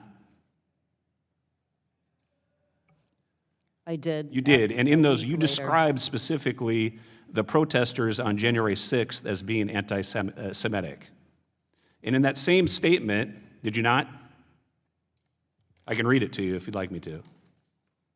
Pardon me, I'm sorry, I thought I heard January 6th. Yeah, January 6th. So you didn't issue a very strongly worded statement after October 7th, but you did after January 6th. And you described the January 6th protesters at the nation's capital as anti-Semitic. And in that same statement, you also said that Black Lives Matter is a peaceful organization. Is that true? Do you see Black Lives Matter as a peaceful organization? I think that I am being misquoted by what you said. I'll read it to you. It says, incited by the president's words and parading explicitly anti-Semitic symbols, these rioters violently attempted to add another obstruction to the presidential election. You also said, many have noted the conduct of the Capitol Police and the contrast to the aggressive treatment of peaceful assemblies of Black Lives Matter protesters. So is Black Lives Matter protesters, Black Lives Matter a peaceful organization? It is a nonviolent organization. Was there any anti-Semitism exhibited by Black Lives Matter? I am not aware of that. So you're not aware the president of a university that does not know how many American Jews were killed on October 7th, and a president that does not know of any anti-Semitic behavior by Black Lives Matter. Are you aware that Black Lives Matter committed over $2 billion in damage? This is the organization that you describe as peaceful.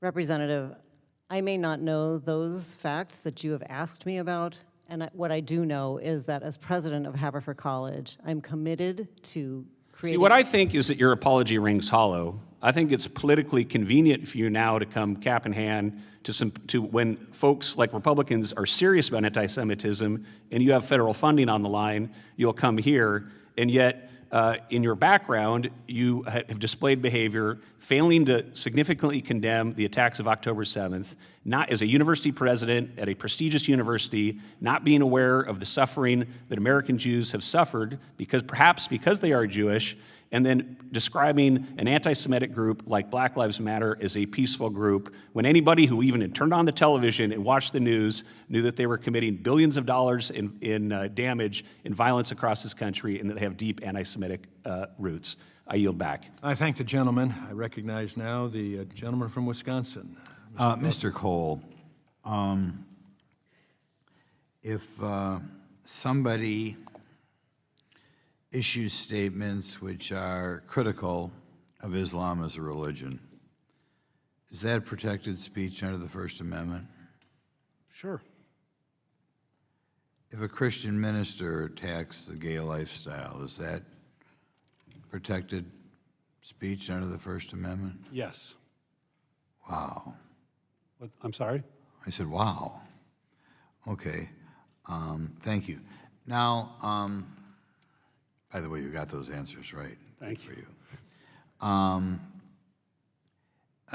like to ask our professor something. I've had this job now for a little over 10 years, and I get around to all sorts of groups and talk to people. The number of people I talk to is just beyond belief. I have yet to hear, and I think I would have remembered if I heard it, any what I would call anti-Semitic remarks. Nevertheless, we seem to have a problem at all these universities in which anti-Semitism seems to be somewhat prevalent. Do you want to take a crack as to why anti-Semitism is, I think right now, tiny in the United States, but the only place it seems to be common is on university campuses? Well, I Not you. We'll give the others. They're the experts. We're done with you, so that's. Oh, I thought you said professor. I'm sorry. Yeah, sorry, you passed your test. Any of the other three want to take a crack as why we seem to have anti-Semitism on Americans' college campuses, but we don't have anti-Semitism at, from what I can tell, I talk to people all the time, not a big problem in America as a whole. Nobody has a reason why that is so. You must think when these incidents happen on your campuses, why is this happening? You don't think at all. Your mind is a blank. I guess your mind is a blank. You don't really think of university presidents' mind is a blank, but apparently they are. It is my belief that the reason you see more anti-Semitism on campuses is because there is a lack of thought on the campuses, and the campuses are the home to the hard left of this country. And if there's a odd campus that is the home of the odd left, but we've got some presidents here of big, huge universities. I mean, DePaul, Cal Poly, big universities. But I think there is, for example, very little people who would be described as Christian conservatives or Republican, and I think that the Zeitgeist of the more liberal element right now in this country is including anti-Semitism or a bizarre obsession with protecting Hamas. I guess I'll put it that way. Do you feel, or are you making, do you say if you had to take a shot, we'll start out with Miss Haverford here, or Miss Raymond, Dr. Raymond. Do you have a crack of your professors, what percent you would think would vote for, say, a Donald Trump, and what percent would vote for a Kamala Harris or even further left-wing type candidate?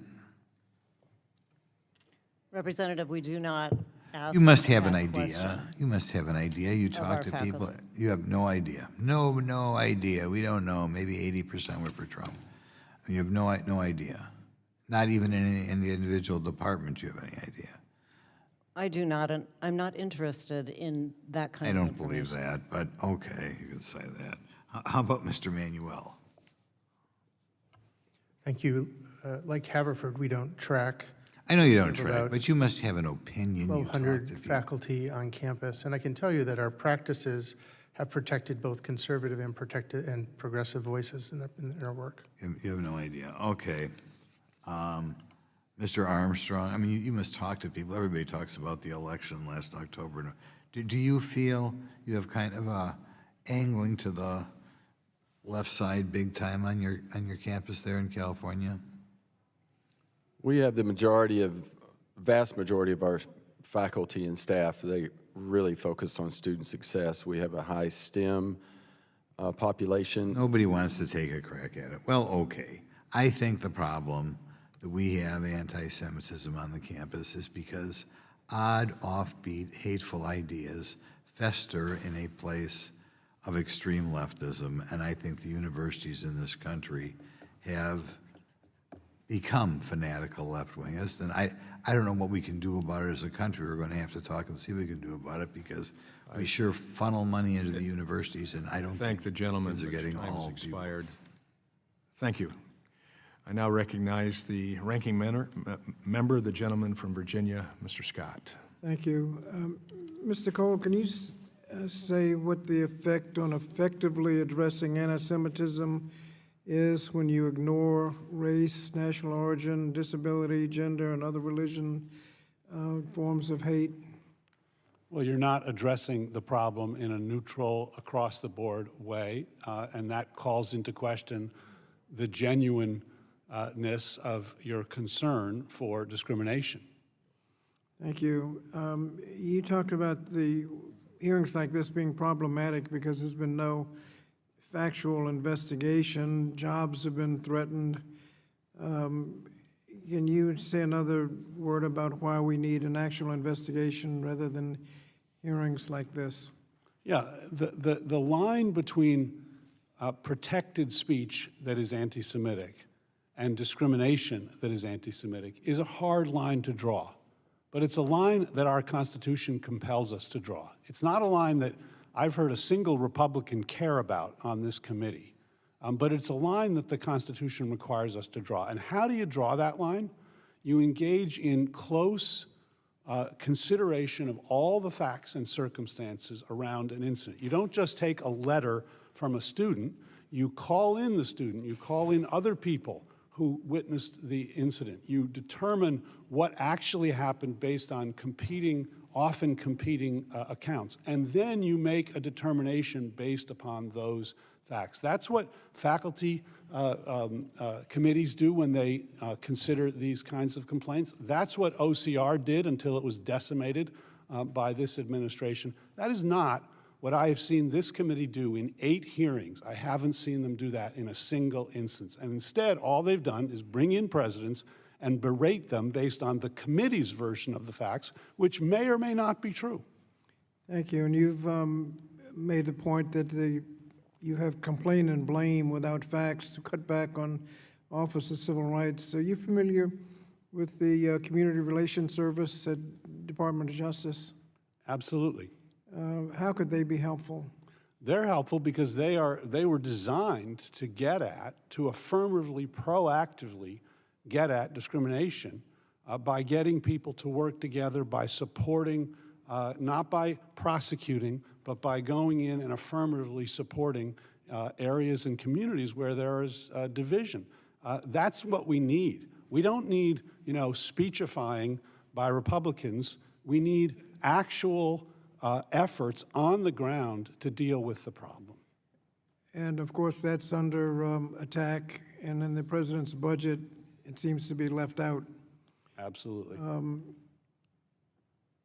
I would ask the presidents, the first question that was posed to you was something along the lines of, insofar as each of your campuses are hotbeds of anti-Semitism, can you give us some statistics? I forget what the rest of the question was. Each of you went right to the statistics and left us to assume that you agreed with the premise that your campuses were hotbeds of anti-Semitism. Anybody want to make a quick comment on whether or not that assumption is accurate?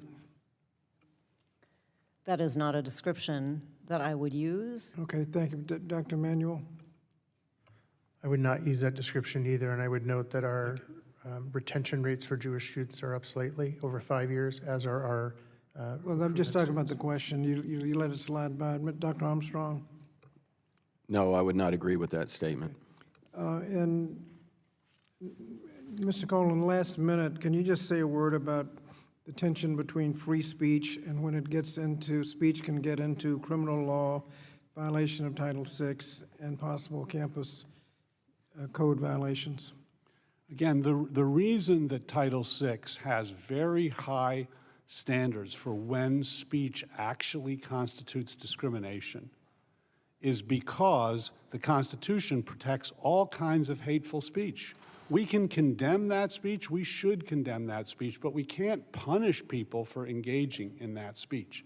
That's why Title VI says it's not discrimination to say something criticizing Israel at a protest. It is discrimination if you target a particular individual because of his Jewish identity for individually targeted harassment. And it's a violation of Title VI if the university is deliberately indifferent to that, meaning they ignore the problem. I haven't heard any evidence. And what is a hostile environment? Hostile environment is only where the speech is so severe, pervasive, and objectively offensive that it denies equal access to education, a standard that is extraordinarily high, has rarely been met in any case in this country. And again, it's because if you define discrimination through speech too broadly, you chill speech. And that is precisely what this effort of this committee has done, is to chill speech. The Speech gentleman's that criticizes time has expired Israel again. is protected. And we will move on. Thank you. Mr. Cole, you've made your point pretty clear several times. So Thank you. I now recognize, I don't agree with it, but I now recognize the gentleman from Ohio, Mr. Rulli. Thank you, Chairman, and I want to thank all of you for coming. I know it can't be easy to be on that side. This is not a persecution. This is a learning curve, and I have to condemn the other side of the aisle that dilute the fact that this is about October 7th and anti-Semitism. I live about 38 miles away from Kent State University. We just had our observation of the anniversary of the shooting. The Boardman girl that was 18 that got killed shopped in my family's stores. It's very personal to us. In my political world and in my philosophy of life, we celebrate protesting. There is nothing wrong with protesting. It's what our country is based on by the founders. However, there's a difference between protesting and safety. And there's a difference between protesting and highlighting anti-Semitism. I think that, you know, when we were raised, and we're all probably in close to the same age bracket, when we were raised and we were in high school and we were in college, we were heard a phrase calling, never again. But now the four of you are at the heights of power, and never again happens to be right now. And we all saw the videos on TV, on YouTube. They're there right now. I can pull them up on my phone. And Harvard Square, when I went to school at Emerson, so I was in Boston. I know Harvard Square really well, where literally Jewish kids were afraid to go to school, that were pushed on the ground, and they were harassed. Now, when I was in the Ohio Senate, I dealt with President Carter of the Ohio State University, and we had meetings with him before the protests, which he allowed to happen, which were very safe. Nobody was threatened. The campus was cleaned up, and I think the Palestinian protesters did a great job of their protesting. However, a lot of these universities throughout this country have not performed like that. So my focus goes to Dr. Manuel, and like I said, this is more of a learning curve. I don't want you to feel that we're here to persecute you, but I do want to do better. So when we look to Mr. Manuel, and we look at your university, and we look at the reflection on it, police reports have that 17-day encampment was allowed with over 1,000 submitted complaints, including reports of safety concerns, harassment concerns, threat of violence to Jewish students, and even several death threats. Individuals allegedly threatened to slit the throats of Jewish students supporting Israel. Allowed faculty members, if I'm saying her name right, Leila Farah, who supported the release of a terrorist that killed people in Jerusalem, and to serve as an advisory to SJB. Did not clear the encampments till 5 days after negotiations with the leaders broke down. Having said all that, what would you do different, and from the heart, how can we do better? Because I think, hey, listen, we all have concerns for everyone that goes to your school, both, you know, if they're pro-Palestine or if they're pro-Jewish. But how do we do better? How do we make Jewish kids feel safe to go to your school in the future? Thank you for that question, and I appreciate the time to explain. We needed to do better. In our review, we understood that the length of time of that encampment created dangers. The numbers that you referenced in the end was a website that I released to show the community the dangers of what were happening in that space.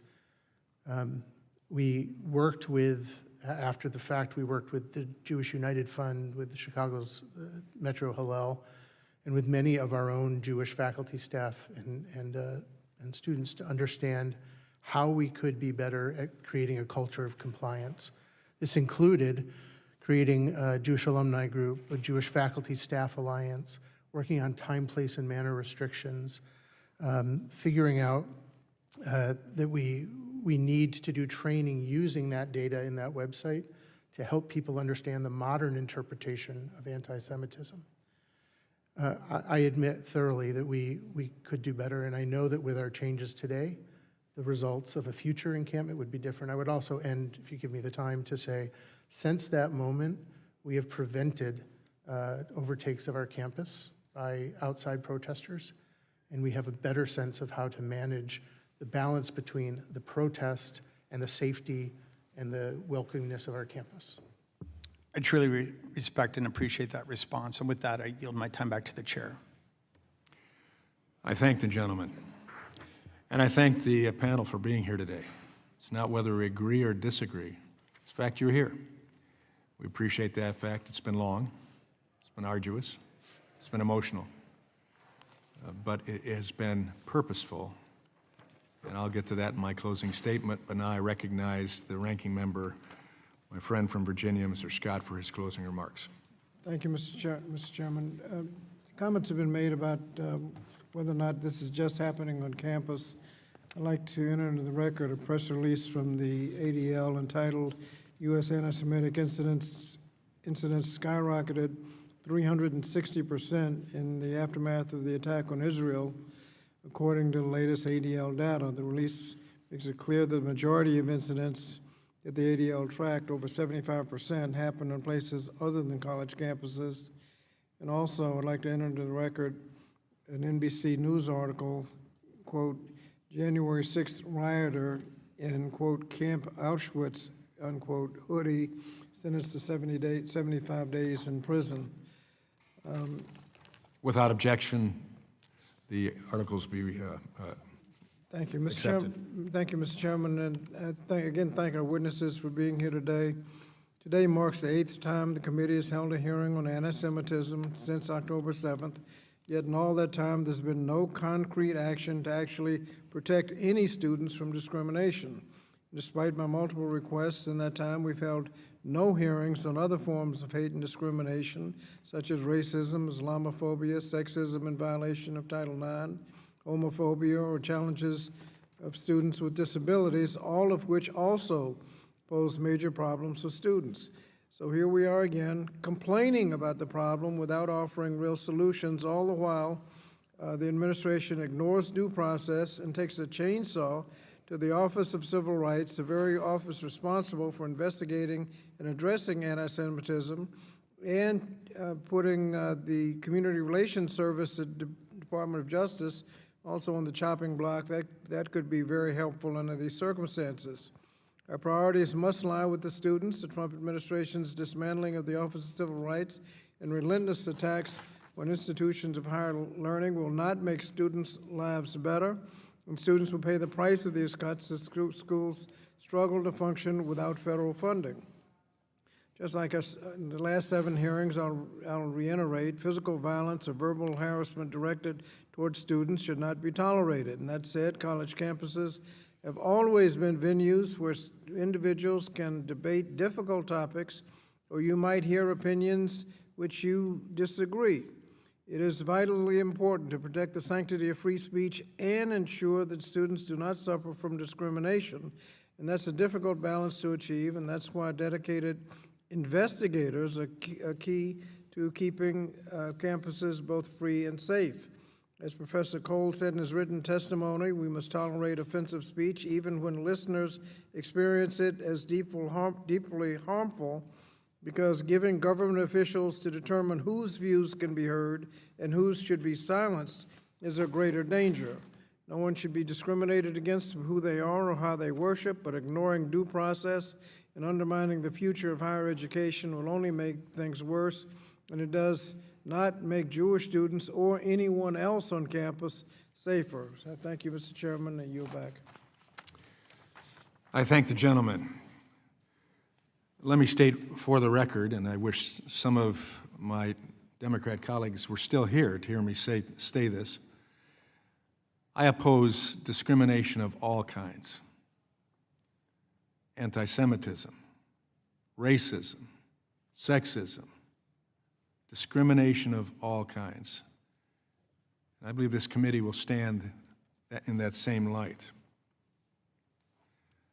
But we're here today talking about anti-Semitism that has wrapped up multiple college and university campuses. And it's not just speech. I support free speech and always will. But free speech sometimes leads to the results of actions, and that is why we're here today and the 8 preceding times. When Jewish students cannot feel safe or have the ability to experience all that they expect on their university or college campus because of anti-Semitism, anti-Zionism that blocks them, including faculty members, that will block them from having the meaningful experience that they paid for, at the very least, on their college campuses, or, even worse, being beat upon and injured as a result of what? Being a Jew. That's what we're talking about. That's what these hearings are for. They're not for free speech. We believe in that. But it's not too hard to tell when someone is injured and has a surgery because of that it's actions that are impacting freedom of education. I would suggest as well that the entities that have been responsible for civil rights issues on campus have failed. This has been developing. OCR and others have not done their job. And I hope in the process of what this administration is doing, and we will be asking questions, we will have an entity that will actually function for all students, all faculty on campuses. Remember, this happened before this administration took office. We want it to end. So any suggestion that this is McCarthy-like is radically false. We are going to come to a solution. And thankfully, I can say as a result of these, we are seeing campuses around the United States taking action. And I thank the 2 campuses here today, DePaul and Cal Poly, for being able to demonstrate, at least in words, and of course we were looking for the policy and the outcomes, but you were able to tell us of mistakes and now what you're doing to remedy that. We wish you all well. For the good of this country, we need academic institutions that allow freedom of speech, but opportunity to experience it equally like all other students on campus, regardless of who you are, where you come from, your nationality, your gender, your faith. Sadly, we've seen the education of college students hindered far too often. And in this case, the hearing was on anti-Semitic disruptions, the blocking of access to buildings, the interruption of lectures, hateful, violent slogans that were put in place to incite violence, not just free speech. We've heard today of some modest changes made in recent months. We want them to be meaningful. But meaningful accountability means taking the risk of being unpopular and asking hard questions. Yes, it was passionate today. Sometimes it was emotional. I get that. But at least on this side of the aisle, we're taking it in a significant, meaningful, and purposeful way. And I would expect that a majority of my colleagues on the other side of the aisle take it purposeful as well. Hard decisions have to take place. We're wishing you success. We'll be watching. And I hope we'll be watching other universities and colleges around this country also saying, I don't want to be part of the problem. I'm going to take the example of what's gone on in our 8 hearings, and we'll work for change as well so that all students, those who come on a visa or those who have been blessed beyond measure to be born here as part of this great American experiment, that will all experience academic freedom and greater opportunity in the future. And so I thank you. I thank you for being here today. I thank you to my colleagues on both sides of the aisle. And being that there is no further action to be taken, the hearing is adjourned.